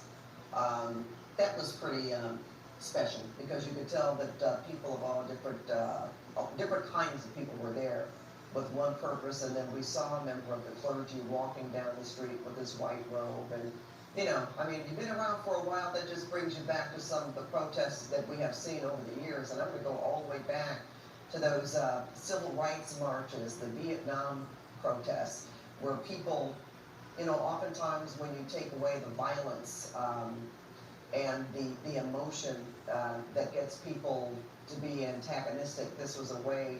You saw people coming together, and that was pretty nice to see. And right now, we're looking at chopper video from above, and they are breaking the law because there's a curfew in effect right now. But other than that, it does seem peaceful. We're not seeing the tagging, the vandalism, the throwing things at law enforcement that we saw later in the night last night. It does appear to be peaceful from what we can see. And you wonder, are they going to their cars? I know, Tom, where you are, I saw that sign that said mall, Los Angeles Mall, parking. I'm kind of familiar with that, because for many years ago, I was on a jury in the federal courthouse, and I parked through that lot. That's a story I want to hear. I'll tell you later. So that's where I know what you are. The garage is closed right now, Pat. Yeah, if I recall, I think it closed at 6 p.m. every night, but there were a few of us that we stayed later that we were able to get out. But I was just asking that question because you wonder where some of these people are they exiting the area? Yeah, so that was the spot where there were a number of people they arrested right in that little entrance you're talking about, Pat. So I don't know. I think they just shut that whole area down. And now I'm just curious because I'm a little distracted because there's a couple of guys here who are clearly not media, and they're just kind of hanging out. And so I'm just kind of waiting to see if police react to it. They seem to know, they're like aware of their existence, like they're, being here, so I'm just waiting to see what's going to happen. I think there's a few people, and that guy's probably, okay, that guy. But one of them, I just looked very young. I don't know but so I'm just kind of trying to figure out, they checked our credentials a little earlier, and some of these folks were not here, so I'm just trying to figure out what's going on and get the lay of the land. It's all very fluid as we've been seeing the last few nights. So, we're just trying to figure out, here it comes. Oh, no, I'm not sure. And we should be clear while you're talking about this, Tom, sorry to interrupt you, while you're talking about this, the curfew does apply to everyone except the media who shows proper credentials, homeless people who live in the area, residents of the area, and then people who work. in the area. So there are some people who are permitted to be there, but everyone else is not permitted to be there, including the people who are watching marching down the street, or that we just saw marching down the street on the right-hand side, and now there's clearly some activity going on. Yeah, several vehicles. Hey, Tom, are those federal officers still out there? You know what? I don't see them anymore, but I wonder if these vehicles that just left here, you know, like I said, it seems like kind of a staging area. They've got, oh yeah, all these CHP cruisers that now are, they're all going off in to the south. So I wonder where they are headed. If this is, you know, if they're heading this way, then come back around to confront some of the other folks that may not, you know, that are potentially violating the curfew. So we don't know exactly, but this definitely appears to be the kind of main staging area where, or one of the main staging areas, obviously there could be others, and I can only speak to what I'm seeing, but I have not seen any of those officers. In fact, none of them are out front of the federal building anymore. There may be a contingent of them right inside. I know there were earlier because some of them came out when the crowd started getting bigger, and they I think just wanted to show that, you know, that there was, you know, strength in numbers that came out to kind of like make it clear, like, hey, we're out here, and so on. So yeah, it's just a kind of it's not, I don't want to say tense out here. It's a little bit, like there's a little bit of that, but it's not like before where, you know, even just a few hours ago, where you weren't sure when the curfew took effect, you know, were police going to just blast through and start making arrests. So right now, just it's sort of calm, but also very active. Out in Rutabaga. You know, probably kind of eerie, Tom. You know, a calm kind of eerie. Very much. Yeah, that's how it feels here. Yeah. Okay, well, we're going to take more of our chopper shot, Tom, and talk to Mike for a minute. You know, I don't know if we have any way of knowing Mike, but I'm just, you know, common sense would tell you, like those businesses that were looted, I think on 6th Street, some of them, I'm sure that law enforcement is also staged there, I would think, just to make sure that nothing like that happens. Well, especially the Adidas store, like I think twice, you know, one night after night. This group right here you're looking at is at Main Street. They just turned northbound Main from 5th, and they are starting to walk through here. That was just, I was looking at them because they came down a one-way road, and they were going the wrong way on the one-way. So then you had cars that were trying to correctly use the road, which you see right there, which is happening, if John tilts up just a little bit. So the group of cars here is actually with the protesters. You see them hanging flags out the window. And then you have the rest of traffic, and people are throwing bottles there, something just shattered. And that, you can see, that looked like it irritated the driver of that SUV there for a second. I wasn't sure there's going to be any kind of encounter. But all of these cars that are coming down the street right there are all going the wrong way on 5th Street. So they're making a northbound turn on the Main, excuse me, and then they're going up. But it's obviously impacting traffic, and you've got some of those bicyclists there that are also holding traffic while their convoy of protesters moves through. And you know, we talked about why this curfew went into effect in the first place, and some of the unrest we saw last night, including a car being set on fire. 22 businesses were vandalized last night, according to Mayor Bass in her press conference today. Graffiti everywhere. There are a lot of pictures we can't even show, even though we're doing our best not to show profanity and graffiti, but it's unavoidable in some places. And at least, she said at least $1 million in damage, and that was graffiti alone. That's just incredible. A lot. Yeah, it really is a lot. We're going to take a break here, and it almost thought that was a law enforcement vehicle. No, that's someone with the flag. Now, the other question, how do you stop motorists under curfew? Right, and yeah, I mean, they could detain each one of them, tow the cars if they so chose, but it makes it harder when they're in cars because they can certainly get out of there a lot quicker. Okay, well, we'll be right back. We're going to keep watching this, and we'll continue our coverage in a few minutes. Those at happy hour, half-price cocktails, beers, and flights. Morongo. If you need cash now, there's money in your jewelry box. South Penny Jewelers, your trusted name. Why run around? Silver Cannon. Get a $50 gift card and a 50% bonus. Things were already so difficult for my mom when she was diagnosed with Alzheimer's. Then she developed agitation that may happen with dementia due to Alzheimer's disease. She started verbally lashing out, breaking things, wandering at night, These symptoms were a different kind of difficult, so we asked her doctor for more help. Rexulti is the only FDA-approved medication proven to reduce symptoms of agitation that may happen with dementia due to Alzheimer's disease. Elderly people with dementia-related psychosis have increased risk of death or stroke, report fever, stiff muscles, and confusion, which can be life-threatening, or uncontrolled muscle movements, which may be permanent. High blood sugar can lead to coma or death, weight gain, increased cholesterol, unusual urges, dizziness on standing, falls, seizures, trouble swallowing, or sleepiness may occur. I'm glad I asked for help. Ask your loved one's doctor today about Rexulti. Moments matter. I told myself I was okay with my moderate to severe rheumatoid arthritis symptoms. With my psoriatic arthritis symptoms. But just okay isn't okay. And I was done settling.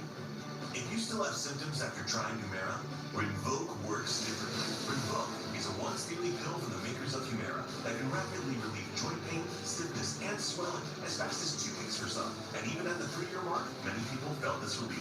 Rinvoq can stop joint damage, and in PSA, it leaves skin clear or almost clear. Rinvoq can lower ability to fight infections. Before treatment, test for TB and 2 blood work. Serious infections, blood clots, some fatal. Cancers including lymphoma and skin. Serious allergic reactions, GI tears, death, heart attack, and stroke occurred. CV event risk increases in age 50 plus with a heart disease risk factor. Tell your doctor if you've had these events: infection, Hep B or C, smoked, are pregnant, or planning. Don't take if allergic or have an infection. Ask your rheumatologist if switching to Rinvoq is right for you. And take back what's yours. We fight for the rights of riders every day. We give back millions to support the motorcycle community because we are riders, and motorcycle law is all we do. If you're injured in a motorcycle accident, don't fight the insurance companies with just any lawyer. Call 1-800-4-BIKERS. We ride, we care, we win. If you go down, call Russ Brown. Motorcycle attorneys. Please. I don't know about y'all, but when it comes to working from home, I gotta have every part of my house clean. That means tidying up, then spraying my Febreze air mist to leave every room smelling fresh and clean. With that done, it's time to get to work. All right, fear and uncertainty are spreading through many parts of Southern California. Yes, reports and videos of ICE agents spotted near factories and in warehouses. They have many workers choosing not to show up. As KCAL's Jasmine Beal reports, some business owners say the agencies or the absences are putting a serious dent in production. From the outside Tuesday, it appears to be business as usual in this industrial area of Vernon, southeast of downtown LA. But inside some of these warehouses, workers and company owners say it looks drastically different. Many people aren't showing up to work out of fear of ICE raids following the administration's directive to crack down on illegal immigration. You have family? No, I have families. It's terrible. It's a scare because a lot of family don't have paper. This woman, who only wanted to be identified as Elizabeth, rushed to this meatpacking warehouse to check on friends when she saw cell phone video posted online of ICE agents allegedly at this address. Text or say to the friends, I'm here to see it. I don't see anything. The city of Vernon confirming Tuesday that no federal immigration enforcement action took place at this warehouse on Downey Road. Around the corner, Alex, a business owner who also wants to remain anonymous, says his employees saw ICE agents at 50th and Soto Monday. He says he had 15 workers call out Tuesday. That's a 35%, and my productivity level goes down, and it's just bad for everything involved. I used to ship, let's say, 100 packages a day. I only ship 15, 20. So it's killing the business drastically. I'm sure it's for everybody who's in this area. This is a cell phone video that was posted to social media Tuesday that fueled the fears and concerns among many of the industrial workers here in Vernon. It appears to show ICE agents inside of a warehouse's break room, but the CBS News confirmed team says this video is actually from a plant in Omaha, Nebraska. This tells more people to stay home. More videos, they're not going to come to work. Another operations manager at a warehouse here says 30 of his employees called out. And after days of anti-ICE protests in downtown LA and tensions running high, workers say they fear it will only get worse for many undocumented immigrants trying to make a living. Everybody is scared. In Vernon, Jasmine Beal, KCAL News.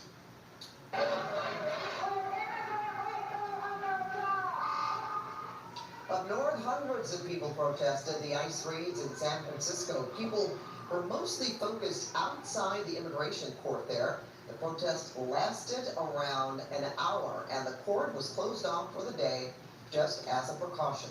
People who spoke said they are shaken by the ICE raids and say it is difficult on them. Some folks might not show up to work today, and there's a lot of folks that count on us. We want to be able to provide for our families with dignity, but how do you expect us to do that if they're not respecting the work that we do and what we contribute? Well, there were also protests over the weekend in San Francisco, where some 150 people were arrested. Let's go back downtown now, where there is a growing crowd defying the curfew right now, breaking the law by being out there. We've seen a massive police presence, but we haven't seen them so far, Pat, confront any of these people who have been marching through downtown. Yeah, and as Mike was telling us that they were driving on the wrong side of the road at one point, so now we know that they are part of the protest. We saw people with flags hanging out of the cars, and we see this almost looks like a gathering of people on an intersection there, Mike. Yeah, this is at 3rd and Spring. They're making a northbound turn on this Spring Street. Yeah, they just did a weird kind of donut, or not donut, I'm sorry. There was a car doing burnouts, which I was thinking donuts. Anyway, they moved through a parking lot from 4th Street, crossed through that parking lot on the 3rd Street, and then came out here at Spring. And so now they're going northbound on Spring with an LAPD helicopter following above them, kind of watching them. And yeah, I mean, you've got bicycles in there, you've got some motorcycles in there, you've got cars in there, electric skateboards. You've got a really big mix of kind of things that are going on down there. LAPD is well aware of it. I think this is I mean, you see something tagging the building right there as this is all happening at the top of the corner of your screen. So yeah, I mean, here we are. This is you know, right, yeah, see it right there. I don't know exactly what that building is right there at 3rd and Spring. It may be a courthouse, but I'm not sure. And so they're continuing on northbound Spring Street here. LAPD has a helicopter overhead. They are well aware of where this group is. You know, one of the kind of, I don't call it problems, but difficulties facing law enforcement is that this group is very mobile. They've been going on, you know, a while now. You see a line of law enforcement there on the left side of the screen. And as they continue to try to, you know, deal with these people as they're well past curfew at this point. Okay, yeah, we're getting, moving around a little bit downtown. You know what, I want to ask a dumb question. That at 3rd and Spring, is that in the curfew area? Yeah, I believe, yeah, it should be. Yeah, it's right near, 3rd and Spring is near where you kind of have like historic Broadway, that kind of area. So it's definitely within the curfew area. Okay, see, if I don't have your map up there, then I'm not sure. Because we're talking about 1 square mile. Yeah. You know, once you get so far, you're going to be out of that area. And I'm wondering, do they know that as well? Yeah, I mean, they'd have to go, I mean, you have to get into like Koreatown, basically, or Boyle Heights, or South LA to get out of the curfew area. Well, you know, you had mentioned, and maybe we don't want to talk about this now, but we have heard, and it was almost inevitable that there are going to be protests in different parts of Southern California. Yeah. And we've seen protests in Chicago, we've seen protests in New York, so it's just inevitable. Up north, of course, San Francisco, that it will be happening in other places. I'm just wondering, law enforcement obviously knows about this because I'm sure they monitor.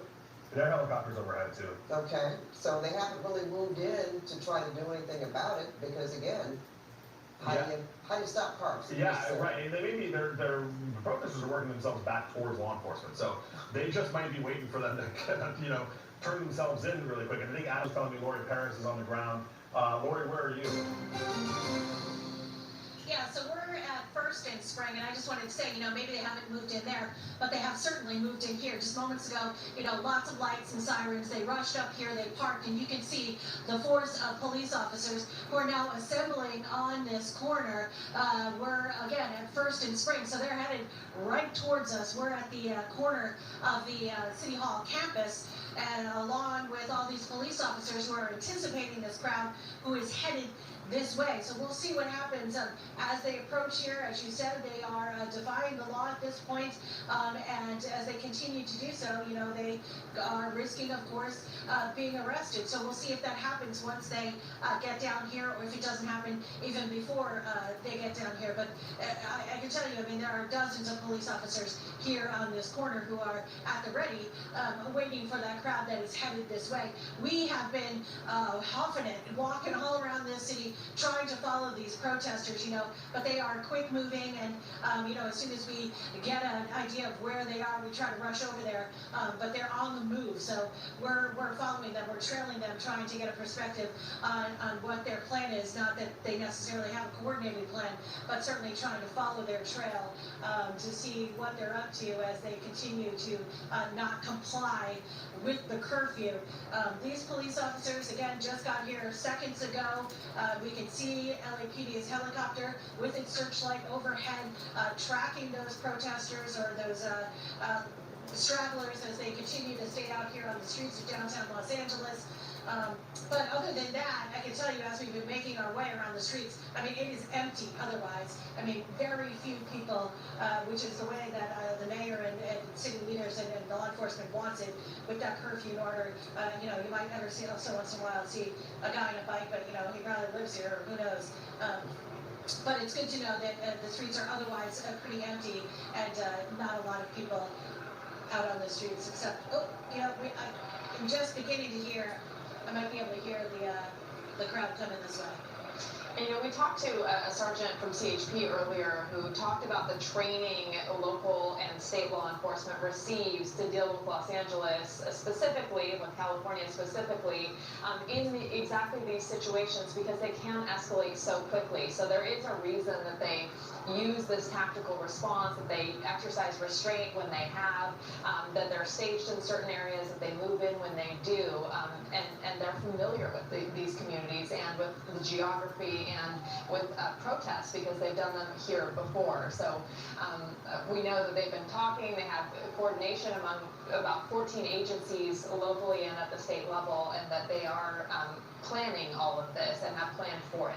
You know what, while we have Lori there, Lori, you might know this answer to this question. I don't remember when, during the 2020, the George Floyd protest, did we have as many agencies together working to control the crowd? You know, I was talking about that with someone last night as well, and I don't think we did. I mean, we certainly had, you know, multiple departments from around the county that came in to assist, but I mean, I don't remember there being as layered and as complex of a response as we have seen in this. And that might be lessons learned even from that experience. Maybe that they decided that that's the way to go. But yeah, it does seem more layered this time around than we saw in 2020. And you know, and to the point that Rudy was just talking about, you know, they are trained, and what are they doing? So now they're pulling back. So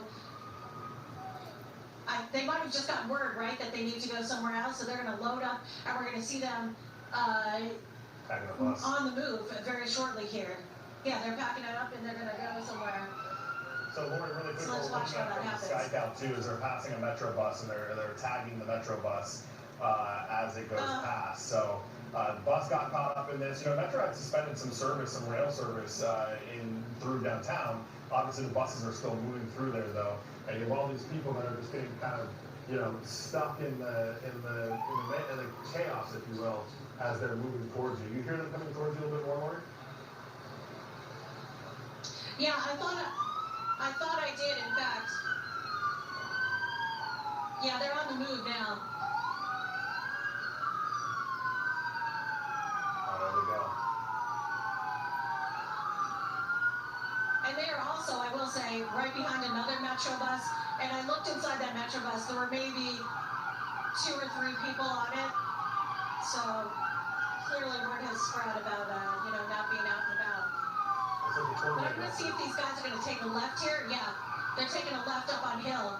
So they're probably going to loop around, right? And then try and meet whatever is going down further down on Spring, maybe? Did they leave Spring? They're still going. They pushed down. I did hear LAPD helicopter request those units to go lights and sirens like you just saw going past Lori. And we're watching right now from SkyCal is more, looks like spray painting is going on right there, or somebody, doing something to the front door of the business there. Yeah, they're tagging it. So that's exactly why the curfew's in effect. They're trying to prevent this from happening. You see that guy shaking that can of paint in his hand there as he's continuing to move down. This is at 4th and Spring that the chopper is focused on, not far from where Lori is, and those LAPD officers starting to move in. You're talking about CHP coming in as well, so they've got a lot of the resources that we've been talking about coming through here. This is the group, though, as we're continuing to watch them just, tag and tag and tag here as they go by. They tagged a Metro bus that was just stopped in the middle of the street. Lori said she saw another bus that had about, 2 or 3 people on it, so thankfully not a very full bus. Hopefully a lot of people that, are in the downtown area got the message that this is not the place to be tonight, and now we are seeing that play out here as we start to see more graffiti happening, LAPD, CHP, allied agencies, and here we are tagging another bus.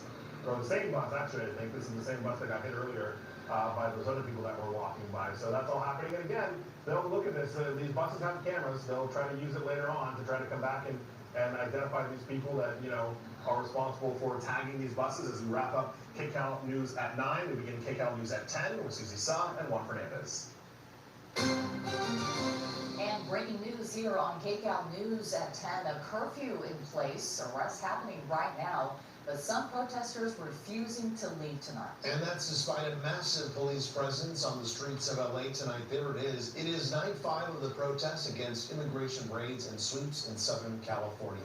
And we have team coverage of the ongoing protests and the arrests and the fight to regain control of a 1 square mile area of the city near the federal building. This is a live shot from SkyCal tonight. KCAL's Tom Waite, you've seen dozens of arrests already happening tonight. Tom, can you hear us? And kind of, I can hear you. Can you hear me? Yeah, go ahead, Tom. Hello? Oh, okay. Hello. Okay. Well, I didn't know if you could hear us. So we're in front of the federal building, which is much clearer now at the scene than it was just a few minutes ago. And police now zooming off, presumably to the area that Lori was talking about just a short time ago. But let's take you through some clips, to give you a sense of what's been happening over the last few hours. There's a number of issues that were happening right around curfew time, around 8 o'clock. That's when police really swarmed this area. They converged and broke up the crowd.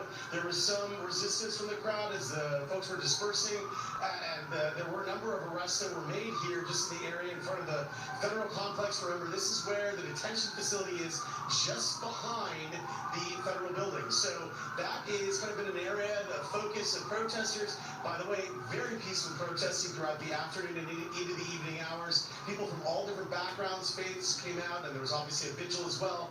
But it was beautiful to see a lot of different people from all ages and backgrounds really coming together in a peaceful way. And given what we've seen over the last couple of nights, a few nights, there's been a lot of violent confrontations and tear gassing and people throwing things at police officers and projectiles and all kinds of stuff. So at the end of today, obviously there was a bit of drama. There was some arrests made. There was even a police mounted unit was dealing with someone who threw something at them, and that was a little bit concerning. Obviously, very frightening for a second. We didn't know how the horse was going to react. Police raised their non-lethal, less than lethal weapons. Thankfully, they didn't have to use them, at least in this incident today. Right now, though, a column of LAPD cruisers zooming off to other parts of downtown, presumably to handle more situations. And I want to send it back to you because I know there is more action playing out in other parts of downtown right now. All right, Tom Waite reporting there live from downtown LA on the ground there. Thank you so much. What I'm taking out to SkyCal. This is a view from a bird's eye view of what's happening right now in downtown LA. You can see the cars there blocking traffic there. A lot of these cars actually involved in the contingent of protesters who were marching through downtown LA against the curfew orders tonight. I want to go now to our Lori Perez, who's also live on the ground there in downtown LA for a different angle. Lori. Yeah, we're at 1st and Spring Street. Last we heard, the protesters the crowd was still marching down Spring Street to this corner, headed in our direction. And just moments ago, there was a force of police officers here. They, since then, went off lights and sirens to another location, but you can see there is still a line of police officers across the way here. Not as many as were just here, but still some, and LAPD's helicopter is overhead tracking the protesters. It's hard to tell from where we are if they are still on Spring Street or they've moved up to Hill Street, but we are certainly in the location where if they're still on Spring Street, they are probably heading our way. I will tell you, we have been mobile throughout this city for the last couple of hours, trying to find the protesters. Whoops.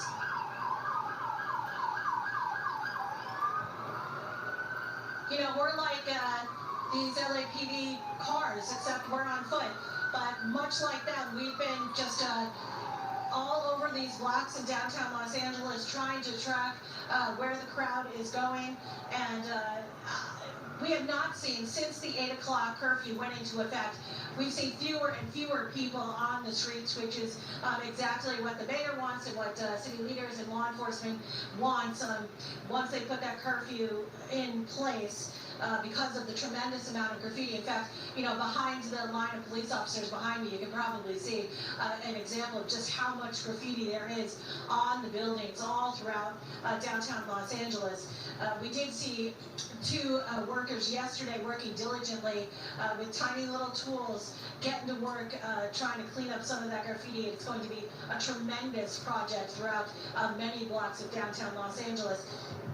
But tonight, you know, where we are at the moment is calm, but as we've been saying, that can change in a minute because, you know, if that crowd of people who are defying the curfew order at this point, if they show up here any minute now, things could escalate because police have repeatedly been saying, you know, if you're not off the streets, if you don't work here, if you don't live here, if you're not a member of the press, if you are on the streets, you could face arrest. And I know that over at Tom's location, he has seen dozens of people arrested. We certainly have seen, you know, the LAPD, that big white bus pass by us, so we knew that they were starting to stage and get into a position where they could make arrests and start loading people up to take them away. So we're just kind of in a little bit of a waiting game right now, waiting situation at this point, waiting to see if that group doesn't indeed come in our direction. Yeah, we do see some traffic in the area still moving through, Lori, and SkyCal is also showing us a group of officers on a corner, kind of peeking around the corner there, and also a long line of cruisers as well. Mike, any idea what might be happening there? Well, you've got CHP that is certainly mobilizing. This is also an interesting group of people just sitting in the back of the truck there. I don't know what they're exactly up to here, but yeah, you've got CHP mobilizing. We are just listening to something, and we're going to try to move the helicopter over there, but about potentially an injured officer. We don't know how that happened, but it appears to be somewhere in the area of downtown, so we're working on gathering a few more details with that. And Kelly, I want to ask you to put my computer in an inset box here because I want to show you exactly the area under the curfew. So this is basically all of downtown LA, even extended over into kind of the Lincoln Heights area a little bit, and then up into Chinatown. All of that is under a curfew. And we talked about this earlier, but the Walter Disney Concert Hall, LA Phil, canceled their concert tonight. There was another adaptation of Hamlet that was canceled tonight at another theater in downtown LA because of this curfew. So you have the people that are still down there, that are still not necessarily wanting to go along with the program here, but everywhere inside of that red is within the curfew that started at 8 o'clock tonight, 2 hours and 6 minutes ago at this point. Now, I did ask the mayor's office for an exact copy of the order, the curfew order, as well as the local emergency order that will give us a lot of clarity on exactly the specificities of who is allowed and who is not. Generally speaking, though, it is people that have legitimate business in the area, which would be anybody that lives there. As we look at a field force of CHP officers there on the sidewalk and a lot of cop cars there by CHP, but anybody that lives in the area, anybody that is going to and from work in the area, credentialed members of the press, would be allowed, and that should be about it. So, you know, that's what they're, you know, who they're looking for. Is anybody else that doesn't fit that bill is subject to arrest, as we have seen, as you're looking at Pershing Square there at the top of the screen. But basically what's been kind of going on is law enforcement has now basically gotten a hold of the groups that were stationary. They've dealt with them, and now we're playing this kind of cat and mouse game where we're moving in these With groups the taggers and the agitators that are still out there. Right, and they're continuing to just kind of move up and down the streets of LA, downtown LA, and law enforcement is trying to reposition to be in place with them. They've got an LAPD helicopter overhead that is trying to deal with it as well. And eventually, you know, as we've seen night after night after night, whether or not, you know, it happens right away or it takes some time, eventually protesters make just the wrong move. They're able to get kettled by law enforcement, or what law enforcement has also been doing, I've been listening and talk on the radio, is every time you push the group, they start to splinter, right? And the groups get smaller and smaller and smaller, and eventually either dissipate, or they're small enough to just kind of deal with them as they are. But so far, I mean, yes, we've had people that are non-compliant with what they are supposed to be doing, but we've not seen, this is all the concert hall you're looking at on the left right there, we have not seen necessarily violence. It's not one firework. You know, we've seen tattering. Very different from yesterday. Yeah, right? nothing's on fire tonight. You know, the group is smaller tonight, so we'll see. Based on what you just said too, Mike, if you had plans tomorrow to go to the Broad or the Japanese American Museum, the Walt Disney Concert Hall, Susie, or the Museum of Contemporary Art, maybe a good idea to change plans because still this area is going to be very busy with protesters tomorrow. Absolutely, the activity obviously expected to continue for days to come here, and the LAPD definitely ready for that. And you know, we were talking about this area, Mike, you know, the 1 square mile that is under this curfew tonight in downtown LA, the entire downtown LA area under a curfew tonight. But really, you know, I think a lot. Really quick, this is the injured officer. So they just pulled him out of the back of that patrol car. You see him kind of, you know, putting his weight on his two officers around him. So maybe a leg injury or something that is preventing him from, from fully walking on his own. But so you've got some unmarked units here that are probably just going to load him up. I mean, County General's not that far, so they'll probably run him over to the hospital. But he looks like he's conscious and alert, just, you know, limping or not able to walk on his own Could have power. just hit an ankle or something, just walking around with his comrades there. Well, I want to point out that when these platoons move into different positions, they always run, right? So even if there's a need to run or not, that's just how they deploy. They run, and so it's very easy to trip over something or lose your footing or something. Yeah, right. All sorts. These officers have been here, you know, tirelessly trying to work to keep the peace in downtown LA. And as soon as this curfew went up, the LAPD showed up in downtown LA by the masses. I mean, we saw so many patrol cars out there, still out there tonight, making sure that these protesters clear the area. Just after that order went out at 8 o'clock, the curfew is in effect, again, from 8 o'clock tonight until 6 o'clock in the morning. And as soon as that happened, we saw the LAPD come in with their lights and sirens at times, trying to clear people out. But as we've been talking about, there are protesters still who have decided to remain in downtown LA and defying these curfew orders. And what you're watching here, we believe, is an officer who was injured in all of this. We don't know how and to what extent, but we do believe he is okay, because we saw him standing not too long ago, as Mike mentioned, putting his weight on 2 other officers as he was being loaded into the back of this SUV and presumably being taken to the hospital right now. Yeah, but it's clear to say most of the protesters we saw earlier today have gone home. It's only a small group that still remain there in downtown Los Angeles to find this 8 p.m. to 6 a.m. curfew. Right, and that was at first in Grand where that officer was taken from. Looks like, there's going to be a fire station here that they're pulling up too. So they may just be, you know, going to get checked out at the fire station and, you know, kind of have those medics just take a look at them and if he needs to go to the hospital, we will. But, you know, it's probably easier for them to come to the fire station than it is for the fire department to try to get out of that mess and deal with all that. Let us know if you hear anything, Mike. Yeah, we'll do it. All right, thanks. Well, protests against these ice raids continue also today in Orange County. Another round of clashes in Santa Ana. A flashpoint to the immigration protests, of course, the National Guard. Kate County's Dakota Comstock live for us in Santa Ana. What does it look like out there for us, Nicole? Well, for the most part, you guys, it's been a much more quiet and calm day here in Santa Ana, but now that it's nighttime out here, we do have quite a big gathering of people here at Bristol and McFadden. You can see that they're kind of just standing in the center of the street there.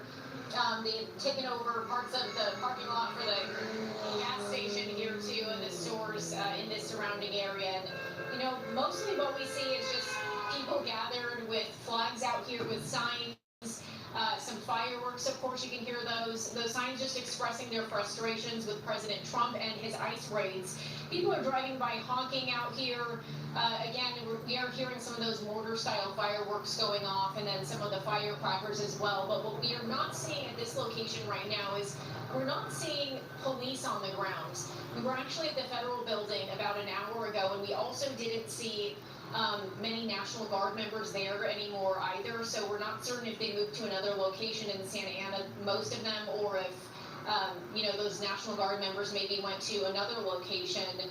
But for now, you can see these protesters kind of marching up the street here, and we're going to show you a bit of the scene that played out across the city today. Take a look. Quarreling between protesters in Santa Ana briefly hit a boiling point Tuesday, with people in the crowd screaming and shoving each other, at odds about the presence of National Guard members. Some say they're just here doing their jobs. It was a far cry from the chaos that unfolded here Monday night, when a few people in the crowd threw powerful firecrackers and mortar-style fireworks directly at local police in the street. Police responded by launching tear gas and pepper spray rounds their way, slowly dispersing the crowd over several hours. The initial intention to protest federal immigration raids happening locally, overshadowed by those who came to cause trouble. I just ask you, don't take the bait. They are trying to provoke us into making sure they paint us as being the villains, not the victims. We know we're here for our parents. We know we're here for working families and working people that aren't criminals. Orange County leaders held a news conference to let the local immigrant community know they're supported and to condemn a militarized response to protests. We're capable and we have the ability and the resources to be able to provide whatever necessary protection we have for our community. The police chief who denounced the vandalism and violence last night said he would rather have his own police force de-escalating tensions in the community stemming from the raids. As cleanup crews work to repair the damage left behind, the National Guard continues to protect the federal building into the night, and police once again line up in riot gear for what could be another long night in the street. So it is looking like we might have another long night in the street out here. For the most part, what we're seeing in the crowd right now is a lot of really young people out here, again, just holding up their flags, driving by with flags hanging out of the windows of their cars. They just want people to honk for them, for the most part, and just show the community support for the immigrant families here, many of whom just say they're really terrified that they'll have their families ripped apart. What we haven't seen tonight is any vandalism so far. Last night we were seeing a lot of graffiti on buildings and small businesses, maybe some broken out windows in the city at a different protest, but we haven't seen any of that tonight. So it seems like people are really staying on message out here, and listening to the words of city leaders today, of Orange County leaders who told people, don't use violent tactics out here. It's not helping our cause. We'll send it back to you guys in the studio. All right. Nicole Consoff, live tonight in Santa Ana. Thank you so much. Well, meantime, immigration activity continuing across Southern California. This is actually a new video of what happened today in a field in Oxnard. And tonight, we are actually speaking to the woman who shot this video. Leslie Money joining us now. Leslie, you spoke with the witness and the organization that says people have been swept up by ICE at a Southland car wash. Yeah, and we know that all this has been prompted by immigration and ICE arrests that have ramped up across Southern California since Friday. The Trump administration says the ICE arrests will continue for at least 30 days, and tonight people tell us they fear to go out because of immigration sweeps taking place. This was a scene in Oxnard Tuesday morning. Federal officers seen chasing a man through an agricultural field. We have captured it all on video. He wasn't able to tell them anything. They just got him right there. She says the man was driving down Laguna Road when a Border Patrol vehicle attempted to stop him. There was 2 Border Patrol trucks behind him, and they didn't have their lights on or anything. But then all of a sudden, within 5 seconds, they turned on their lights and they started chasing him. She says the driver attempted to drive off, but quickly pulled over, taking off into the fields. Mia was originally going to pick up her sister from work, who she says is undocumented. Our community is very scared. Everyone is just scared that they're gonna be arrested for no reason. The FBI confirmed they did help ICE with immigration enforcement in Ventura County today, but didn't offer details about the arrest. On Tuesday night, Governor Gavin Newsom addressing what he called mass deportations by the Trump administration. Indiscriminately targeting hardworking immigrant families, regardless of their roots or risk. Currently, we know that half a dozen car washes have been visited by what we believe is ICE. We spoke to Flor Rodriguez, the executive director of the Clean Car Wash Workers Center, which advocates for workers' rights in the car wash industry. She says immigration officials have detained 25 workers and 1 customer since Friday. I can tell you that they are family men. I can tell you that a lot of them are missing their kids' graduations right at this moment. So far, Rodriguez says the organization has identified 16 of the workers detained. She says 2 were sent to detention centers in Texas. The reason why we know they're there is because we've been able to use that locator system, not because the workers have been able to contact family or an attorney. 2 workers have contacted family, but only after she claims they were already deported. Their families are heartbroken. Their families, their children are wondering why they weren't home to put them to bed from the moment they went missing. And we are expected to hear from some of those families tomorrow during a press conference. Now, federal officials continue to say they are detaining and arresting people with criminal history. We did reach out to DHS to get more information on the immigration arrests in Ventura and these car washes, but we are still waiting to hear back. Susie Warren.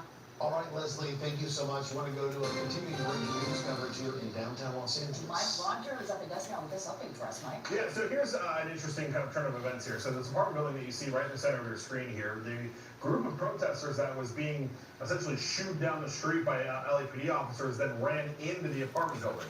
So the Los Angeles Police Department is now trying to get to the higher floors of this building because they say that the protesters ran in it. So you've got both sides that are blocked off by law enforcement. You see the helicopter there from the LAPD that is circling with its night sun on. And a moment ago, we saw a group of officers enter the parking garage there at the ground level and kind of move through. So that's where this is at right now. And just adding another complicating factor to this, now that you've got a building involved here where this group is now potentially run inside of it. And we'll see the chopper going to push in here to a second, where you'll see that group of officers basically form kind of a skirmish line right there in front of the parking garage entrance where they believe they saw the suspects, or the group of protesters rather, run into the building. So they had talked about figuring out logistically, do we want to go search this whole building? What are we going to do here, and how are we going to handle this? Well, hopefully somebody who lives there will let officers know where they went. Mike, I know several people who live downtown. These buildings are really secure. You can't just walk in. You need to be buzzed in. So for somebody to just make their way into this building without any invitation or without a door just being left open, and it's kind of Right, crazy, unless you live right? there, right? Unless one of the people who were in that group lived there, actually, but who knows? Yeah, and I did see, briefly when LAPD was getting there, so they went into the left side, and the entrance to the garage on the left side, and then a group of them did pop out on the right side of the building. So I don't know how many of them remain inside of the building, enough that the LAPD helicopter was trying to sort out, whether or not they want to go floor by floor and conduct that kind of search. I would assume that would be a very daunting task. It's a big building, and yeah. So we'll see. I mean, for now, they're kind of just standing out here while they figure out their game plan and figure out how exactly they want to handle this. Keep us posted on this, Mike. Yeah. Thank you so much.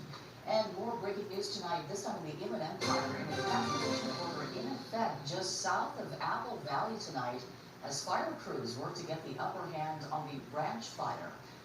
Evacuation orders tonight, the area from Milpas Drive to High Road south of Highway 18. And so far, more than 4,000 acres have burned. And Leslie, close the rest here. Evacuation notices and warnings have been lifted in Burbank tonight after a brush fire broke out in the hills above Burbank.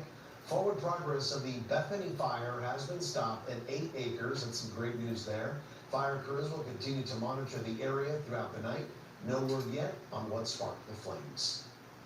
All right, time now for next weather. Now we've been dealing with June gloom in the morning, but the beautiful temperatures in the afternoon, Danny. I know, and today was one of those days. I mean, we saw the sunshine out there, and I know for some folks, as we're seeing these fires popping up, we have been dealing with elevated fire danger. That's been the case for our inland communities. I mean, look at these temperatures. Lancaster, 104, San Bernardino, 93, Burbank, 82 degrees. And with that, a little bit of wind that's been picking up as well. So an elevated risk for these grass fires that we're seeing. Downtown Los Angeles, low 80s, upper 60s in Newport Beach. And because of that marine layer, we've been seeing this crazy difference between our beaches and our inland communities. So going into tomorrow, the doom gloom is back, you guys. We're waking up to mostly cloudy skies, 70s by 11 o'clock, low 80s by the time we get to the afternoon, and then valleys peaking in the lower 90s, mid-90s in the high 80s. So tomorrow is another toasty day, above average, 102 in the high deserts, but some cooling by the end of the week. We'll talk cooling and another warm up for Father's Day weekend. That's coming up in your next weather. All right, Danny, thank you so much.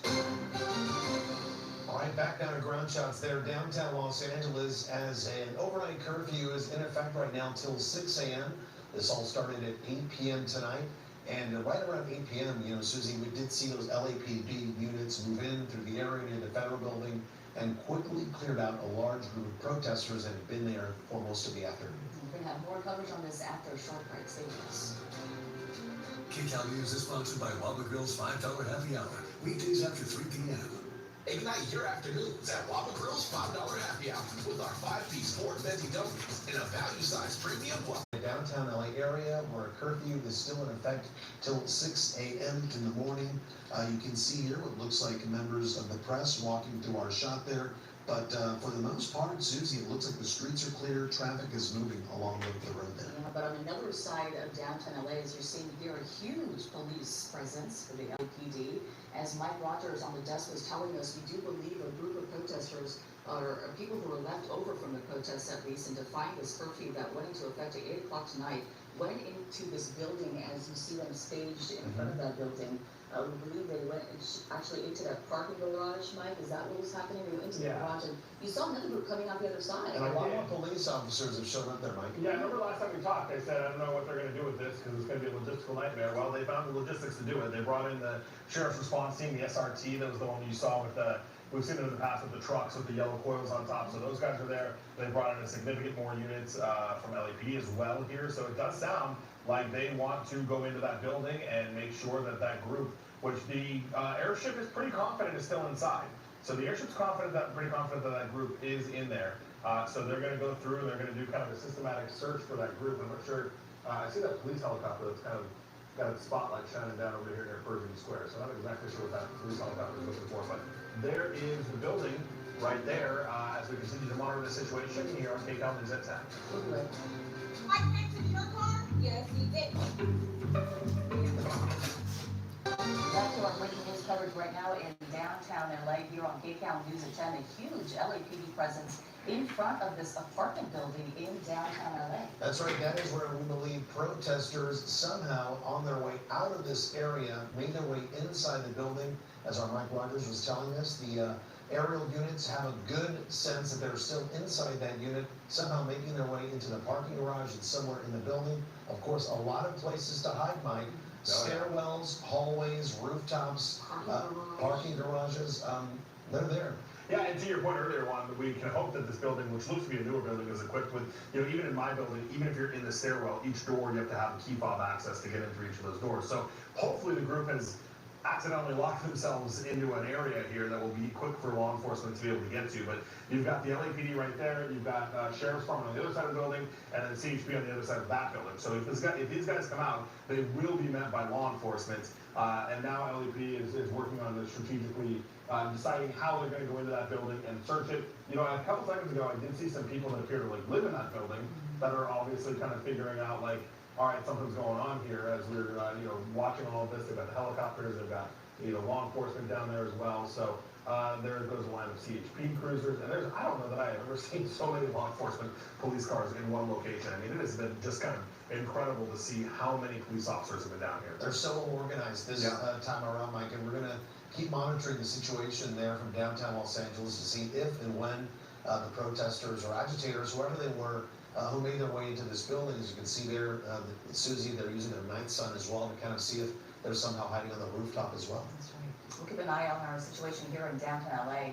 Meanwhile, we want to take you down now to Orange County, where protests got pretty heated in Santa Ana today as well. Let's go back to Nicole Comstock for an update. Nicole? Yeah, you guys, there still are quite a few people out here protesting in Santa Ana tonight. Lots of families, lots of really young people. Currently, they are on the move, but we will give you a look behind us here, right as they're lighting off a firework, apparently. But there's still people gathered here at this 7-Eleven parking lot at Bristol and McFadden. What we've seen so far really is just a lot of people out here gathered with flags, driving down the street, trying to get honks from people, signs expressing their frustrations with President Trump and his ICE raids. No vandalism so far that we've seen tonight, very unlike last night when we saw different groups of people throwing fireworks and firecrackers at police. We actually don't see police out here right now, so we're not sure if they're in a different part of the city or if they're just kind of letting people do their thing tonight because no one's really messing with anything or vandalizing any property out here. Lots of people showing their support for immigrant families. Lots of people, you can hear I'm driving by honking right now, just think that these ICE raids have been carried out in an arbitrary way. They say they don't think they're just specifically targeting violent criminal immigrants like the Trump administration originally said, but they say they're also detaining people who pay taxes and run businesses and have families here. They think that's unfair, and they think there's got to be a better way to do this so that, you know, after those people are detained maybe for questioning and get a court date, there's a way to streamline the process for them. So if they're doing everything in good faith, they have a path to U.S. citizenship here. We'll send it back to you in the studio. Doesn't look like they've blocked off any streets, have they? Not right now. About an hour ago, they had McFadden and Bristol blocked off, but they really just stayed in the road for like 5 minutes, and then they did this huge march up the street in a caravan of cars. Lots of young people in the crowd tonight and families as well. All right, well, let's hope it stays that way. All right, Nicole Comstock reporting live for us from Santa Ana. Thank you for that update. Meantime, these are the first photos we've seen of the California National Guard involved in ICE sweeps in Southern California. ICE tweeted these pictures of agents detaining people in LA with the National Guard standing guard. Governor Newsom is trying to stop all this, accusing President Trump of, quote, behaving like a tyrant. Well, today, the state filed this request for a temporary restraining order to block the use of the California National Guard in immigration enforcement. A federal judge denied that request for an emergency restraining order, but the judge did set a hearing for Thursday afternoon. The state says it does not oppose using California National Guard members to protect federal buildings, but it does not want the soldiers used for ICE raids and immigration enforcement. The president has been engaged in an unlawful power grab. He's tried to seize authority he does not have. He cannot lawfully deploy the National Guard to Los Angeles, period, full stop. Yeah. Well, speaking at Fort Bragg, North Carolina today, President Trump accused Governor Newsom and Mayor Bass of paying the protesters to trash LA. They paid troublemakers, agitators, and insurrectionists. They're engaged in this willful attempt to nullify federal law and aid the occupation of the city by criminal invaders. Well, in addition to calling in 4,000 members of the California National Guard, the Trump administration also deployed 700 Marines from 29 Palms. SkyCal spotted them today setting up camp at the Joint Forces Training Base in Los Alamitos. There they are. California Congressman Ted Lieu, who represents the west side from Santa Monica to Ranchos Palos Verdes, reacted today to the deployment of the Marines. It is still unclear exactly what the Marines will be doing here in LA and what their rules of engagement will be. And back to downtown LA tonight, where this has been a fifth day of protests, the immigration raids that have happened since Friday.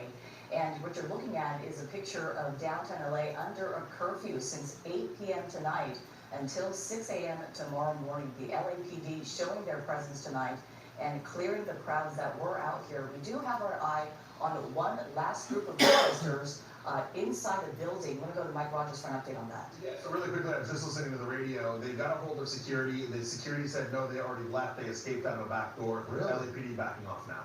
Right. Nice to hear. Okay, so it looks like all the protesters have cleared downtown LA as far as we know, but we are going to keep an eye on the situation. We're going to have meteorologist Dan Roberti with weather just on the other side of the break. At AAA, the most important thing is family. Join our family and discover auto coverage that's as individual as you are, priced just right for your journey. Call 844-AAA Insurance or visit AAA.com for an auto insurance quote today. Olay! I got this wow skin from Olay Body Wash. It's new super serum with 5 powerful ingredients. 5 benefits in one. My skin goes from dull to luminous. For me, it's only Olay Super Serum Body Wash. Welcome to the 100-degree sweet test. Secret clinical versus ordinary antiperspirant. Turn up the heat. Looks like ordinary antiperspirants can't take the heat. Ordinary antiperspirants can't fight sweat better than Secret Clinical. Try new Secret Clinical Sweat Spray. Good evening, everyone. Welcome back. I am grateful to get you ready for your Wednesday today.